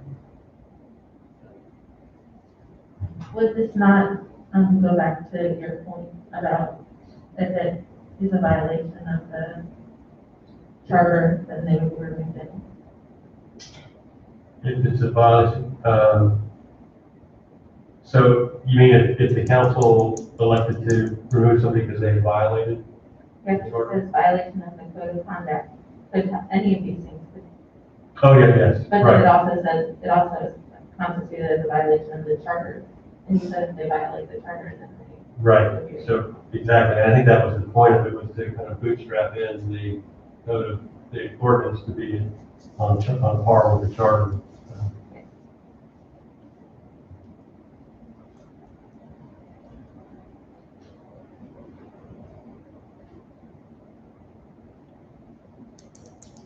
And if they were removed, and then the council would then appoint a successor, and if the council didn't appoint a successor in the time, then how we have the authority to require that the election authority call a special election, but we do.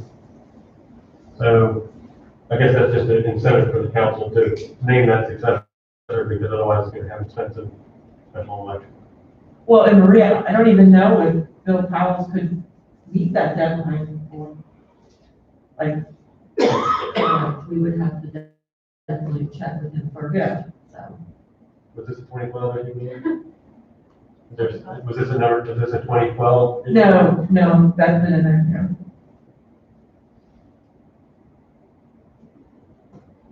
Is our election authority of the council?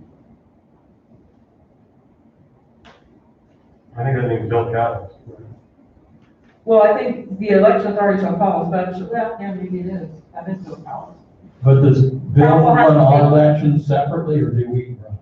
He runs them. Okay, but we contract them, right? Yeah. That's what so that's what the 16 grand pays for, Yes. is the contract. But in terms of like getting ballots printed, and you could be in the middle of someone else's election, it could be in the middle of an Yeah. election we're not even part of, like a November election. So It's a time thing then. yeah.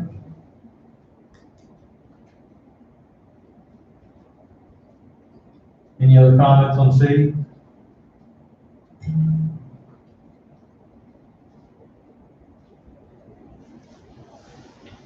So this relates to, if there is a rule of three, a quorum is 3 members of council. If at any time the membership of the council is reduced to less than 4, the remaining members may by majority action appoint additional members to raise the membership to 4.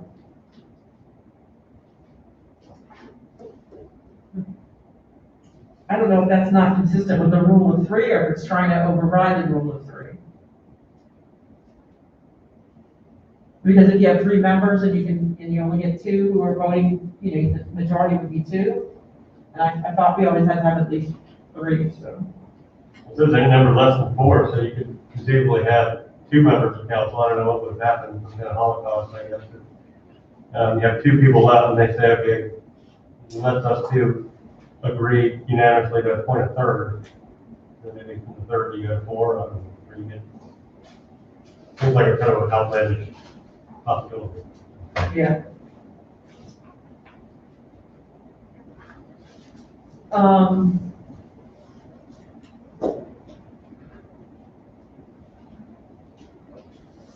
Judge qualifications, and this is Councilman Lowndes.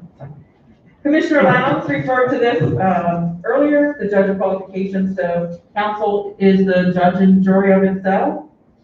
This is consistent with the model city charter, except for the last sentence. Decisions made by the council under the section shall be subject to review by the court.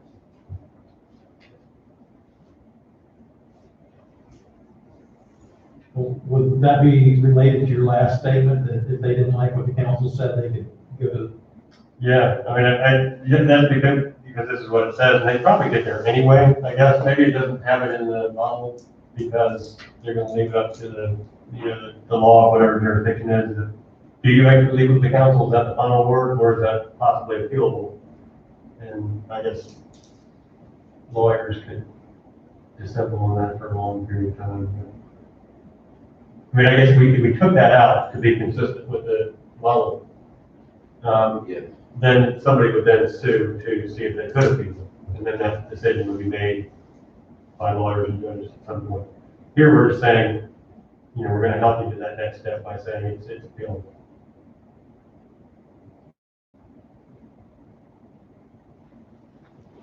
Any other comments on that one? Yeah, I wanted to know if we need to start looking at the fact that it says, notice of such hearing shall be published in 1 or more newspapers of general circulation. I think we need to probably look at what's the future of that, because with newspapers falling by the wayside, I think that is something we probably need to address. Is that in accordance with some kind of state statute? Do we have anything in the statute that covers that, us using electronics versus printed newspapers? They still require us to print our budget and our ordinances in the newspaper or statutes. So if there's no newspaper left, And again, they don't care what I have to pay for it either, because it's not inexpensive. We used to be able to do the Winter Park Maitland Observer, and with them being gone, of course, some require general circulation like this, which is the Sentinel, right? But we can look at what some other folks have done, because at one time, with code, it was like talking about publishing. And so I don't know if we can broaden that to say publishing doesn't always mean paper. But I don't know that you want to say website. If that 10 years from now, that's, everyone's back to MySpace. Whatever. So we could look at what other folks have done recently, maybe, to expand that language. Yeah, I would imagine there must be some big trend away from this, because it is, I mean, it's kind of a dinosaur to be in there. Yeah, I would think we're not the only one in this boat. We are not. Is this, would you think, John, this is like that cleanup provision, things like that? Yeah, I think that this has been, this is something that's pointed to several different times. I think in the charter it says we want to do this. And since we're not required to by statute to do it, I don't know why we, if we think it's not useful, I don't know why we hold ourselves to an expensive, useless standard, so. Okay, I agree with Kathleen to add that in there. But and find out, is it just the digital newspaper that we would just need to put the word digital in there maybe? But I guess we'll, whatever would give the broadest ability, I guess, for the next. yeah.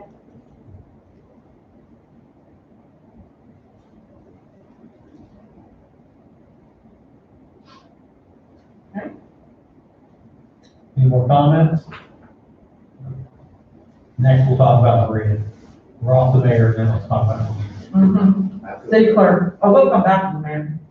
City clerk, the council shall appoint an officer of the city who shall have the title of city clerk. The city clerk shall give the notice of council meetings to his members and to the public, keep journal proceedings assigned to him by this charter.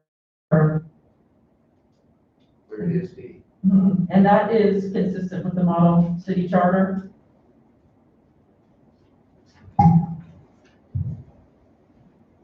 And should we put in here corral the mayor and make sure he meets all his requirements? Has ample M&Ms. Anybody have any comments on city clerk? Pretty straightforward. Next. Investigations, this is also consistent with the model city charter.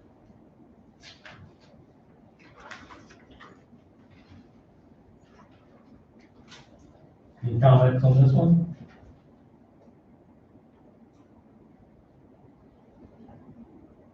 Okay, independent audit, this is now required by Florida statutes.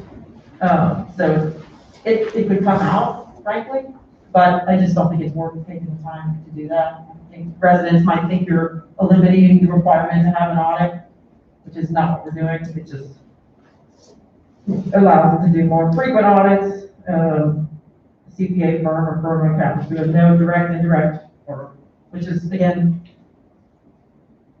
CPAs have to declare their independence to any client that they take on. I mean, they have to certify that, so I don't think it's necessary, but I don't know that I'd waste time trying to figure it out. I know somebody that doesn't want to see us have 20 questions on the ballots. Go for 30. So, just to have these on the ballot to eliminate them out of the charter, when it's not going to change things. The statute covers it, but this is in addition to, so I don't think we need to ask, the public to eliminate a whole bunch of stuff that is going to deflect them away from the real issues.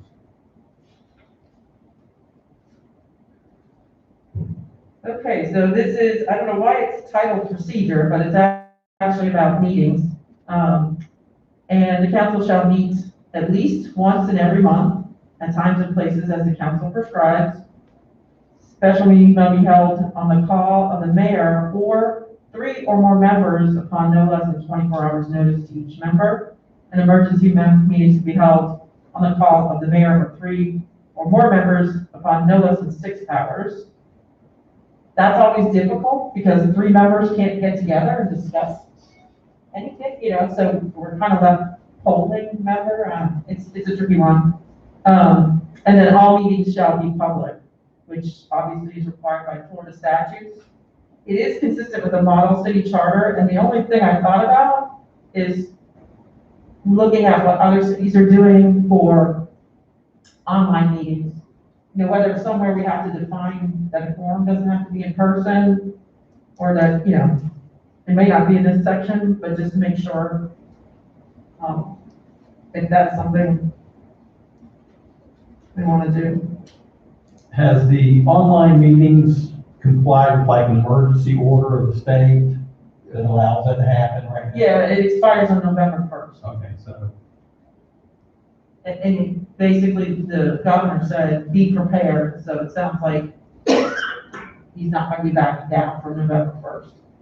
and so, yeah, this last part is in regards to emergency meetings. So, I mean, that's gotta be something that's really happening in the city that's gotta be responded to pretty quickly. So I would think council's already aware that there's an emergency situation. Yeah.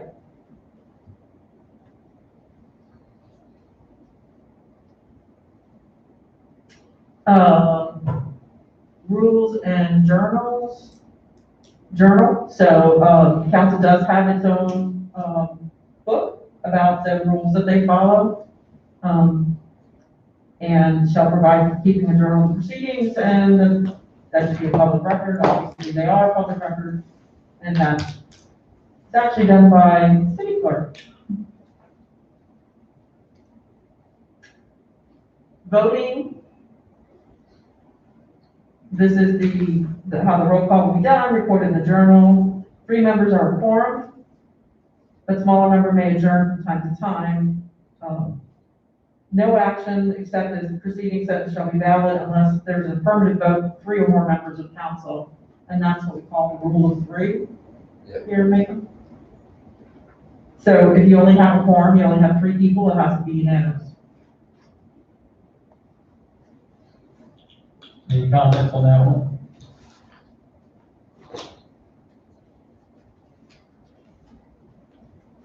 Actions requiring an ordinance, I'm not going to go through all of them, I can just give you the bottom line. They're consistent with the model city charter, the same ones. The only difference is regulating land use, but that's covered elsewhere in the charter, and we'll get to that. So it is covered, it just doesn't have to be covered right here.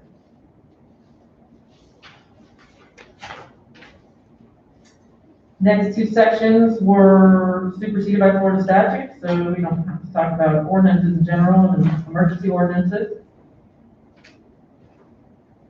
Code of technical regulations, and that's how we go about adopting, an ordinance, copies of the ordinance and each technical regulations, and then finally, copies of the code.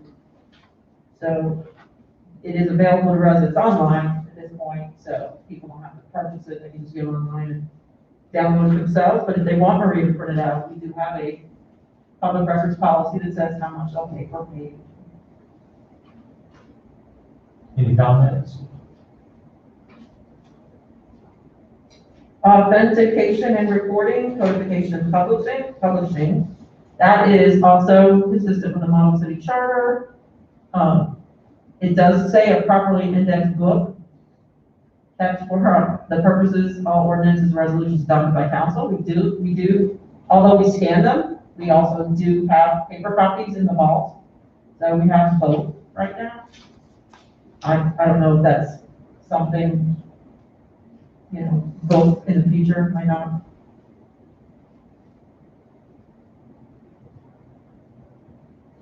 Well, I would think again, that provision that John spoke of early in the meeting about allowing things to be corrected midstream, to me, it's like whether it's written or electronic, could be one of those things. As technology changes, I think that would fall under that classification of grammar and, how you present to the public, things like that should be able to be done under a global question versus, each individual section.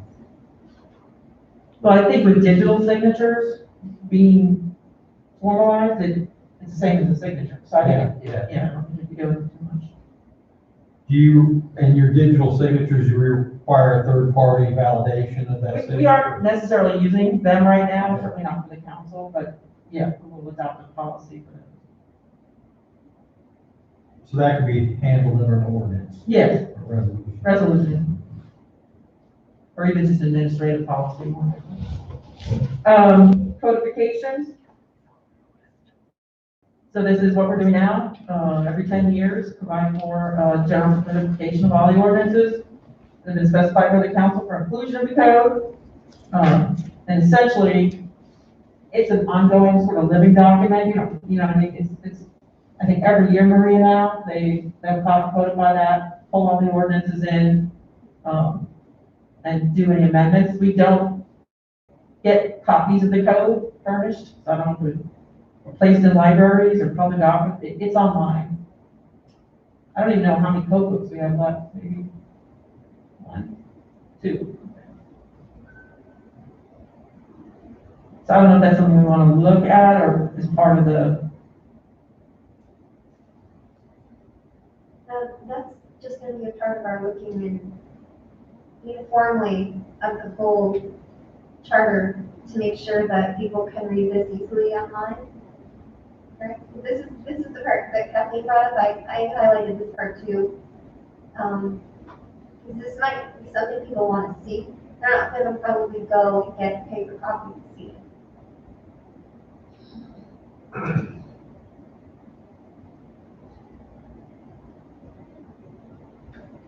I'm sure that other cities are dealing with that same thing. So hopefully we can find language.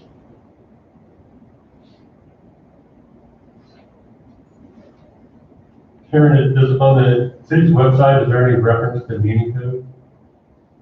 Yeah, there's a link, okay.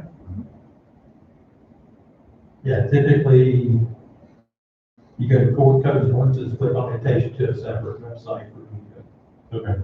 right to the main sections. Mhm.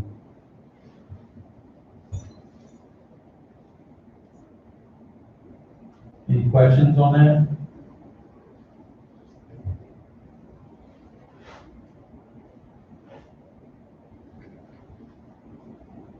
Okay, and then the next section is, there it is. Publishing of ordinances and resolutions, and again, that might be something.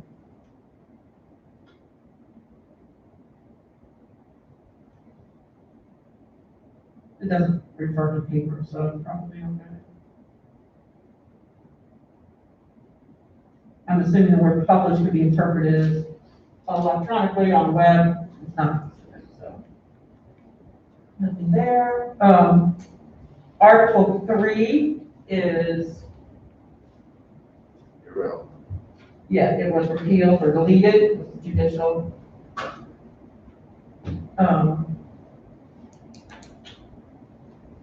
And so Article 4 is the next one, city manager. I don't know if you want to, it's been over 2 hours.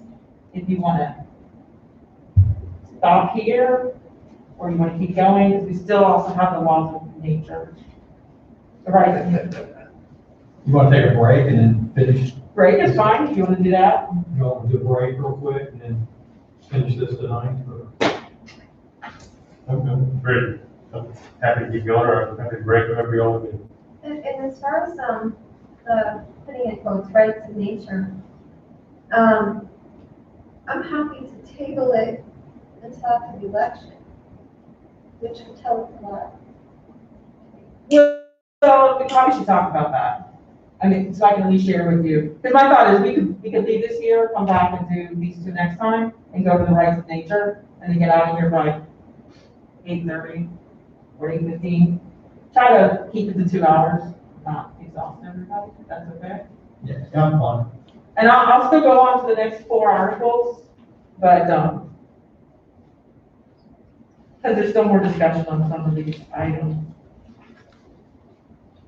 So we want to do right to nature after a break and then wrap it? then? Yes, Okay. because before we break, well, I want to wait till she comes back. Then when you come back, I will, when she comes back, I'll read you what I have for follow-up so far.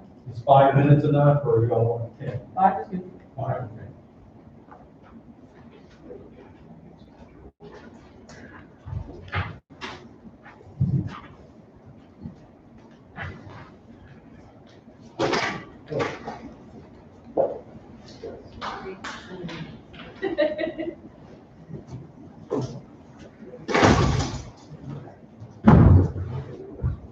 I know.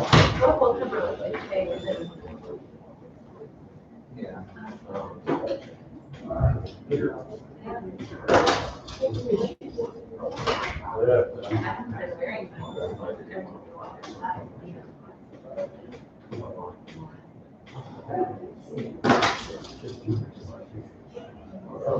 Uses the city of everything, so I don't think the city. So the first two months that I there was an extra street. Where I realized that. I had switched. So it picked up. Oh, I'm sorry, we're gonna take 5 minutes, then we're gonna come back, we're gonna skip for a while, and restart, just so we get out here.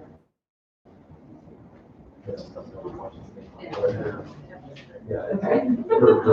Well, we figured we'd wait to get back, I'm just gonna summarize. It's the city of it. Exactly like mine, you know? Is it a short one? No, I didn't either, and I didn't let my dog out, so I'm like, yeah. My camera keeps going off, I'm like, I don't wanna know what's happening. Yeah, we talked about keeping it to 2 hours, but it gets exhausting. And some sections take longer than others. That one. That did, I don't know, actually, the city manager one should be.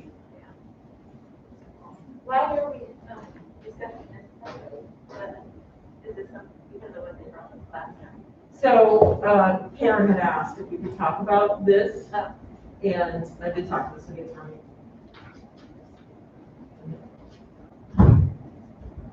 Put it in the chart.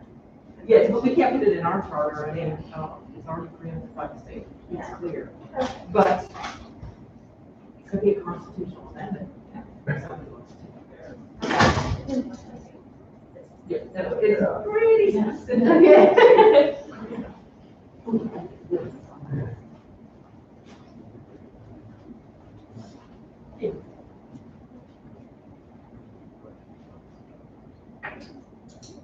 Yeah, so all I was gonna do is run through what I think I have to go follow up on, and then we can do the laws of nature, and then we're done. And then we'll just pick up where we left off. Claims of nature. I know, I reckon it's even right there. It's literally on the screen. Oh, yeah. Because laws of nature is a very common term. And they are But that's a whole different a thing. whole different thing, a whole different animal. You're not even doing. Thank you so much.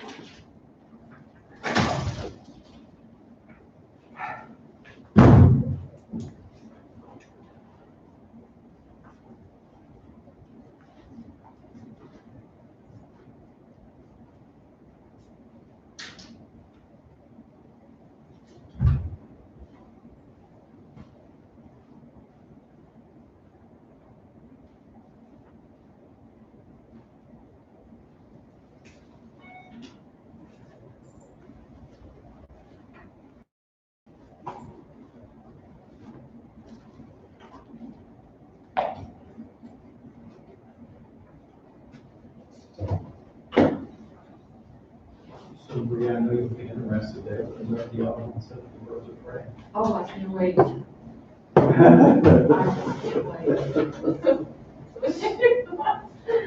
She doesn't like birds. Oh my God. My mom hates birds. Did you see that movie? I love the movie. The birds. You like it? Yeah, that's fine. It's, when you go around. As long as it runs by us. They're attacking somebody else. Yeah, and it never fails. It seems like at my house, so I would walk out the garage and there's a bunch of birds walking across. Those big white ones. Just Oh, on. yeah. Like, just wait here till you move out the house. My parents own a house, and that thing is so loud, and it says my name. So like, you walk into the house, and it's like, Sarah. And I'm like, oh my God. It was beautiful when the bird came, the eagle Mhm. come in. You're fine. As long as you're not close to it. Correct.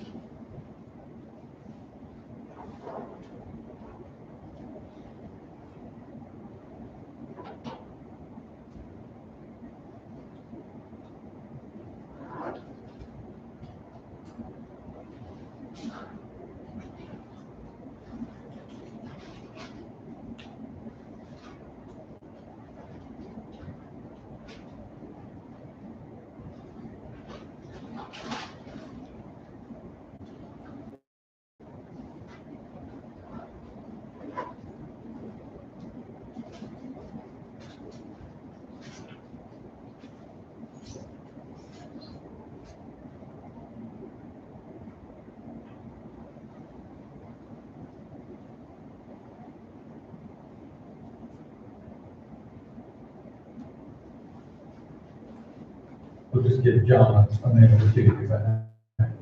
Was it the Dale route? Yeah.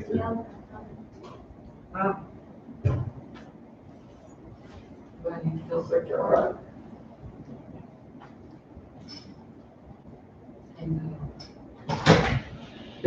Section 3.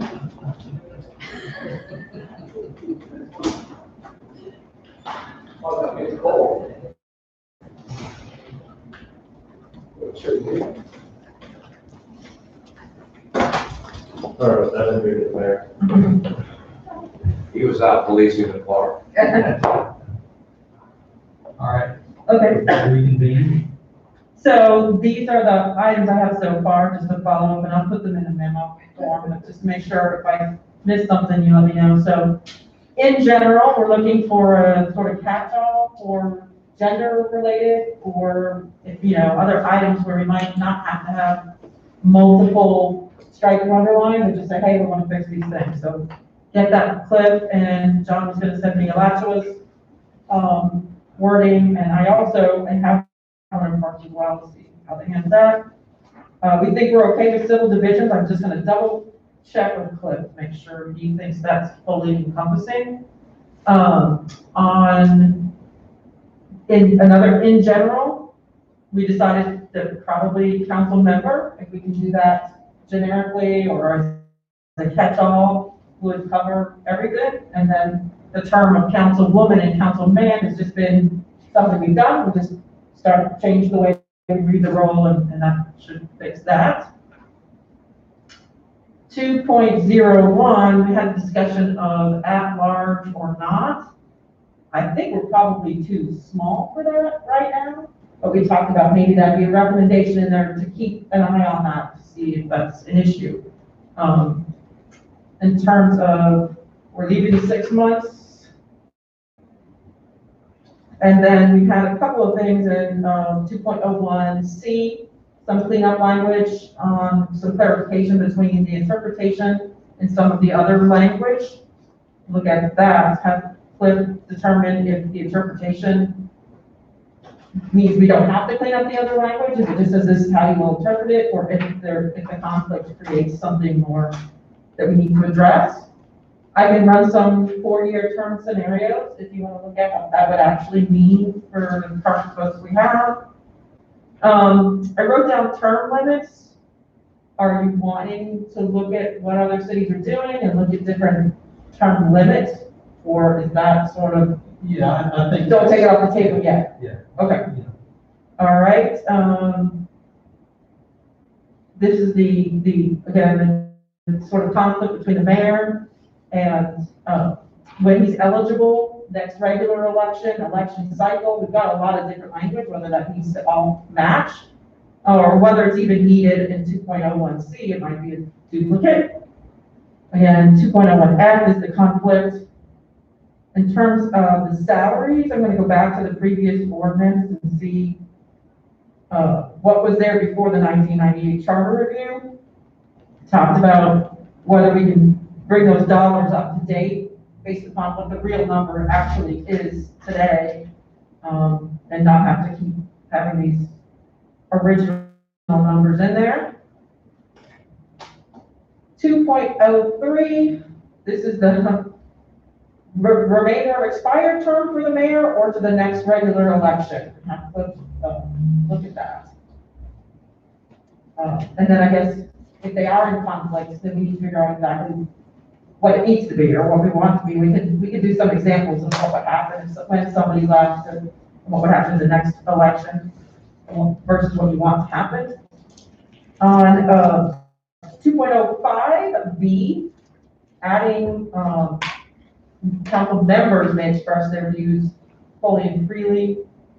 And I can also discuss that with Cliff, whether he thinks there's anything else, whether that with the manager somehow creates an issue there, because they would be discussing with the press and not be discussing with the manager. Let's see. 2.06, I'm going to get you a copy of the honorable character oath that the council members have to take. So at least you know what's in it. But they do have the power to change that honorable character oath by ordinance. Just to clarify, the filling of vacancies, we'll check with Bill Powell's. I don't know if there's anything we can do about it. You know, it's really gonna depend on the timing of when somebody's vacant. We just hope that they appoint somebody. 2.07 judge of qualifications. We've got newspapers of general circulation, so that's another generically talking about published versus electronic means of distribution and how we can do that without getting too specific. And we can do it globally. And I think, oh, good one here. Oh, I think this is the same. It's codifying and copies of the code, and I think it probably is enough to say copies can be electronic copies, but it does say placed in libraries, which we only have one, and public offices for free. We don't really place it for reference. They can come see it, so I guess that probably meets that, but again, that goes back to electronic versus paper, and that's the same in C. I think we're okay with the words that are in there, like published, but we'll address that globally since it's gonna show up in other places as well. That's what I have. Did I miss anything? Anybody? Okay, and I'll put it in a memo form to the city attorney, and I'll give you all a copy of it, so. And then we'll see what comes back. Okay, laws of rights of nature. I don't know why I keep calling that. So, this came up at the last meeting. And I did reach out to the city attorney, and I forwarded you the email that he gave me, and also in your packet, I gave you a couple of things. On June 30th, I believe was the date, the governor signed this Environmental Protection Act. And it's pretty clear in terms of what a city can or cannot do and what is preempted. And it says a local government regulation, ordinance, code, rule, charter, comp plan, or any other provisional law may not recognize or grant any legal rights to a plant, an animal, a body of water, or any other part of the natural environment that is not a person or a political subdivision definition. And I highlighted the last sentence, unless it's authorized in general law or specifically granted in the state constitution. So what that means is, if in Orange County, that charter amendment passes, is immediately invalidated. There was, even if it passes, it's unenforceable. And the reason it's still on the ballot is because the governor took so long to sign it that it had already gone to supervisor and what the language was set, and they couldn't pull it off the ballot. So that's why it's still on the ballot, but it will be immediately invalidated. And I did send you guys the links. This Environmental Protection Act is like 111 pages long. And it was unanimous among partisan, both sides, Democrats and Republicans. It was unanimous, this entire bill. So there's very little hope on a unanimous bill that you're going to get somebody to go back and change the general law. There is, of course, somebody could decide that it's important enough to amend the state constitution. If the state constitution gave local governments that ability, then you could pass a charter amendment. And Cliff said he'd be happy to come and talk, but basically, he said it completely preempted our ability to do anything. And if we do, we'll be sued and we'll lose.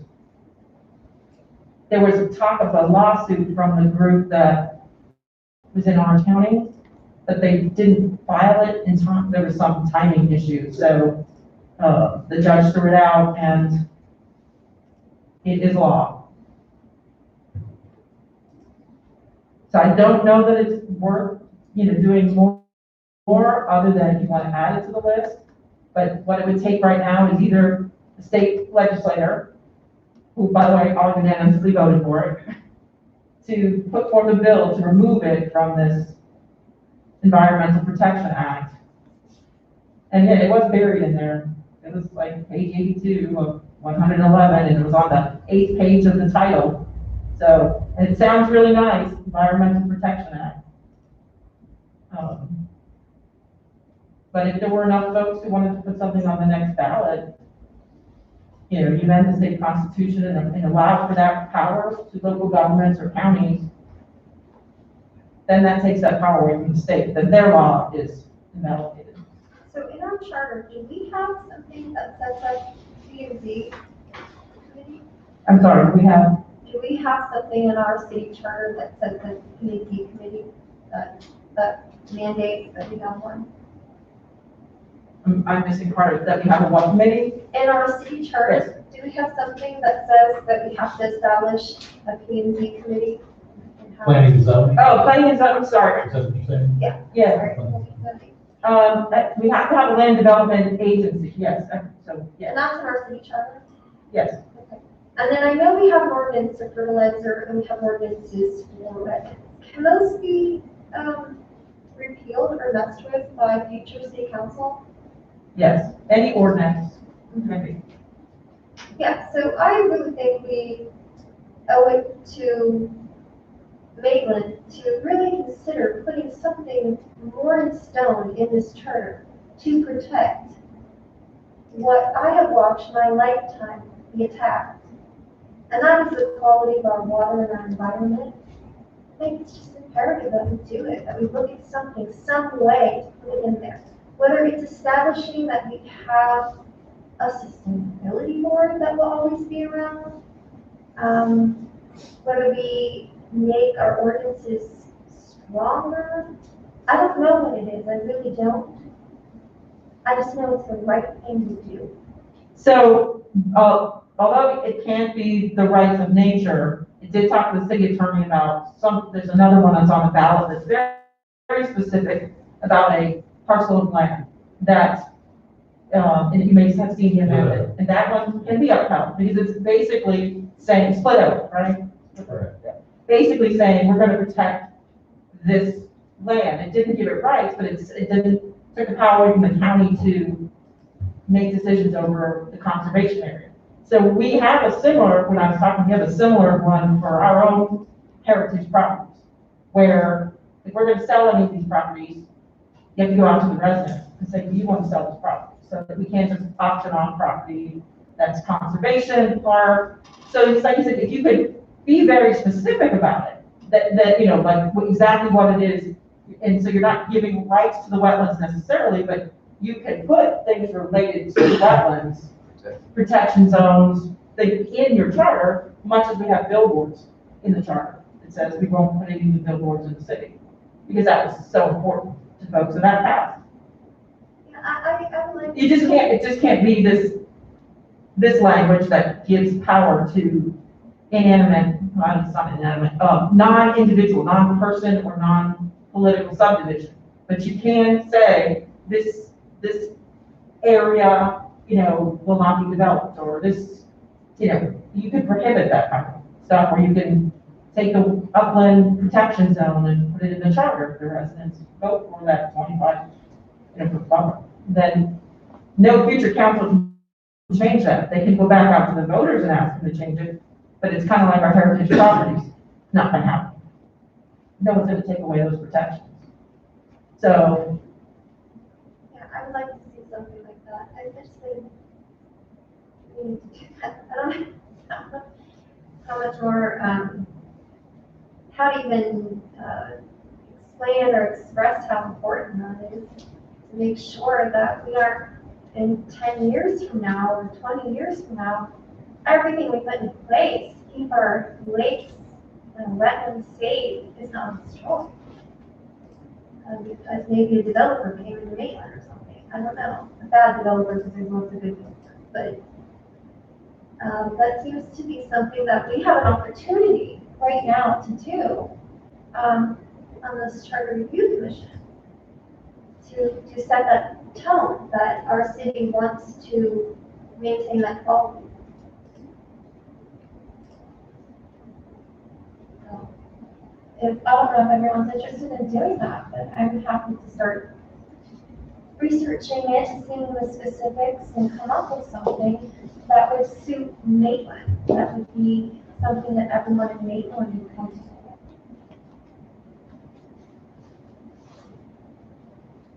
Anybody Yeah, no, I think that's a good idea. I think we just have to kind of figure out what is the procedure you want to get there, and, you know, what kind of things you want to set up as kind of a permanent, you know, we have the sustainability committee, which is, I think at this point, an ad hoc committee, but, you know, you could do something like that on a kind of a permanent basis. If you want to create a department or you create that kind of thing. I mean, that, since the charter really is supposed to be, you know, kind of setting up kind of the skeletal structure of the government. I mean, if you want to create some new fundamental part of the government that dealt with that, that, you know, that certainly is, now would be the time.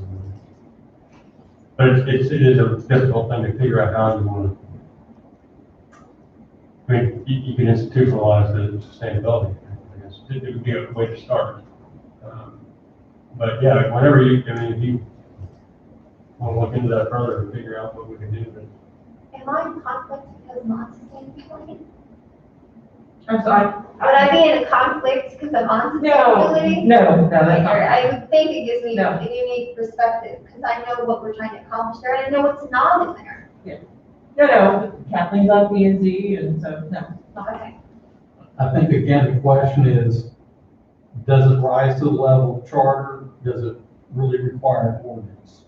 And certainly, every ordinance has a two-step process, and it has to be reviewed by the public. So the public does weigh in. I mean, I've been involved in some of this since '96, writing Storm Lakes management plan. So I've seen the evolution of things too. And certainly Maitland has been ahead of the schedule over a lot of other places as far as our water quality monitoring. When we started that, we had 2 years of background data. Now we've got over 20 years of background data. So we can see where our lakes are improved. We've got codes and ordinances that restrict development in certain areas, but we also have St. John's at the state level and have to review all that stuff too. I think, you know, again, one of the things here is we have to consider the fiscal and practical impacts to the city government. By creating a whole new division, what's that going to cost the city and the taxpayer? Well, I believe we already have taxes slated to cover that position, and we already have it, the tax we've taken, I'm just learning all these taxes, I don't know the names of them, to take care of the quality of our lakes. But when they did the quality of our lakes, we've got some deteriorating lakes.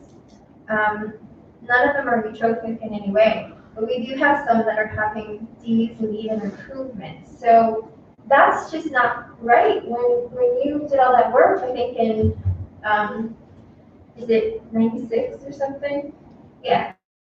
So you have this work you've done, all of our lakes should be just up to higher standards. And also, we're losing a lot of our water that we run off into, the Lucaiva, and Econ, they're losing water. They're losing millions of gallons of water. So, you know, we just need to be, I just think an ordinance, if you get a council that doesn't see that need, then I think you can lose that priority that we might, I think is people in Maitland want to set. The recreation that you have in the lakes, the lawns, the fertilizer, this is also an education component. You know, I just think it should be codified, I guess. It should be. Well, that's what an ordinance is. Well, and have you taken all this to the Lakes Advisory Board? We haven't been meeting lately, so I did talk to, we don't have an employee right now for our lakes, but I do have the latest.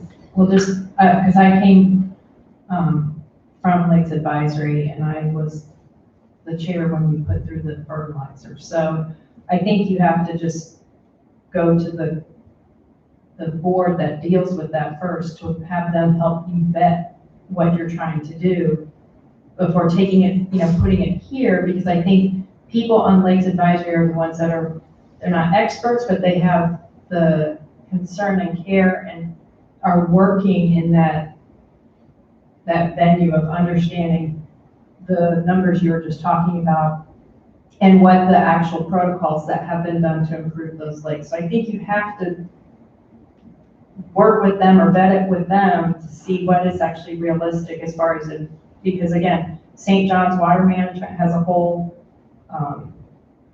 protocol over what we do here in the city, as you see now with what Governor DeSantis just did. I mean, there's other things. It's not just about us writing something and trying to enforce it, because that doesn't always work.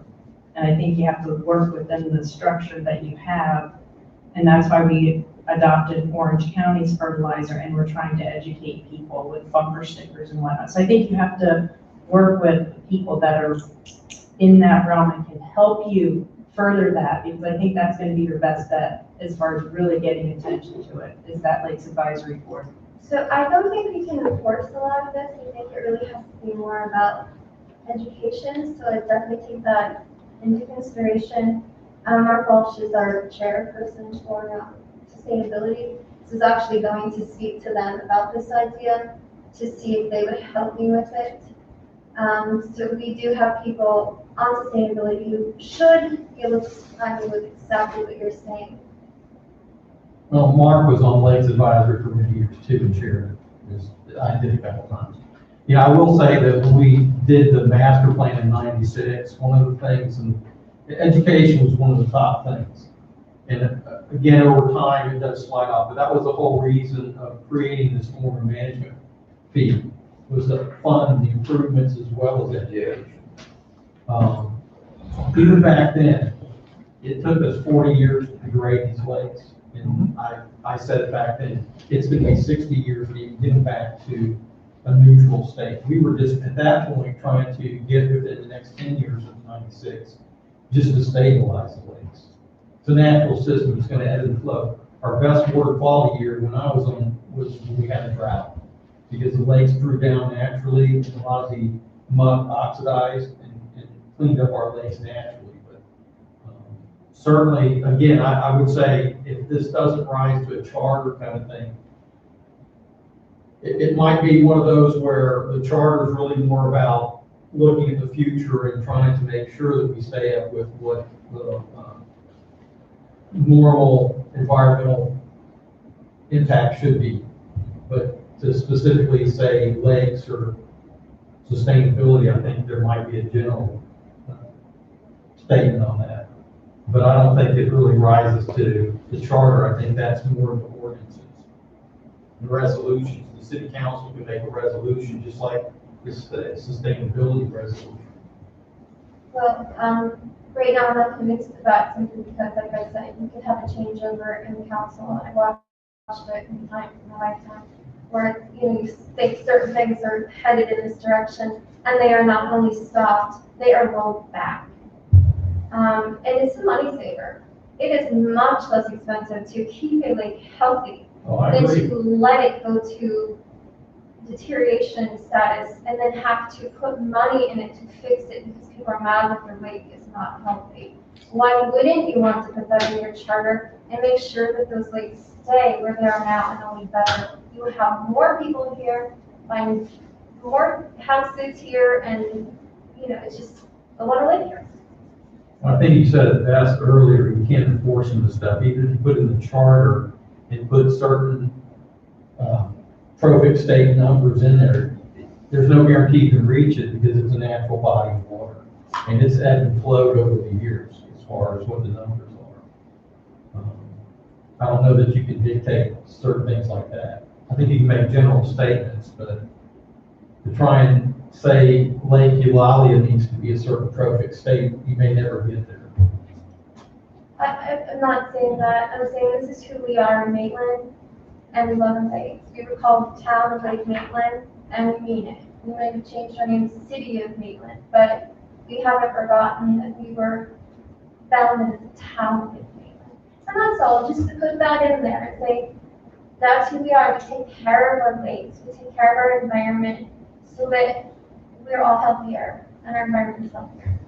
So enforcement, yeah, I don't know how to enforce them, the ordinances we already have. I don't know how to enforce the fertilizer ordinance, but it's a good thing we did it. Any other comments? I bet there are, good examples of, we could try to find what other people have done and so it's a good start to see what other charter review commissions have done and see if there are effective ways to address these things in the charter. So I think we ought to keep it on the table and see what we do. Sharon, you want to look into that and report back what other people are doing? Yes, absolutely.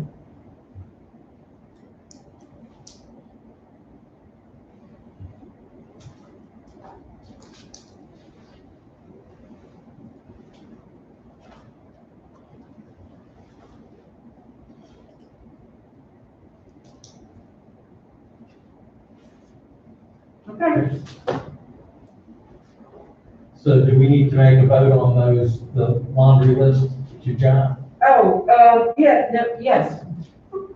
Can we do that as a single list? or Or just a head bob, really, as long as I like got everything you think, and if you think of something when you meet, just email me, and we'll add it, and I'll send the memo out to you, so you'll know. Okay, so everybody's okay with that list? No, she said just a head bob. Yeah, head bob's good. Sorry, I turned my mic off. And I'll just keep that list as we're going, that'll just be the list that we keep moving and working from. I didn't see a head bob over there. That was a twitch. A bobblehead, yeah. Yeah, I know we didn't get through everything, but are we feeling like we're at a good stopping point? We can take up the rest of the next meeting. Okay. Motion to adjourn? So moved. Yes. Second. Second. All in favor, aye? Aye. Head bob? Meeting is adjourned. I felt like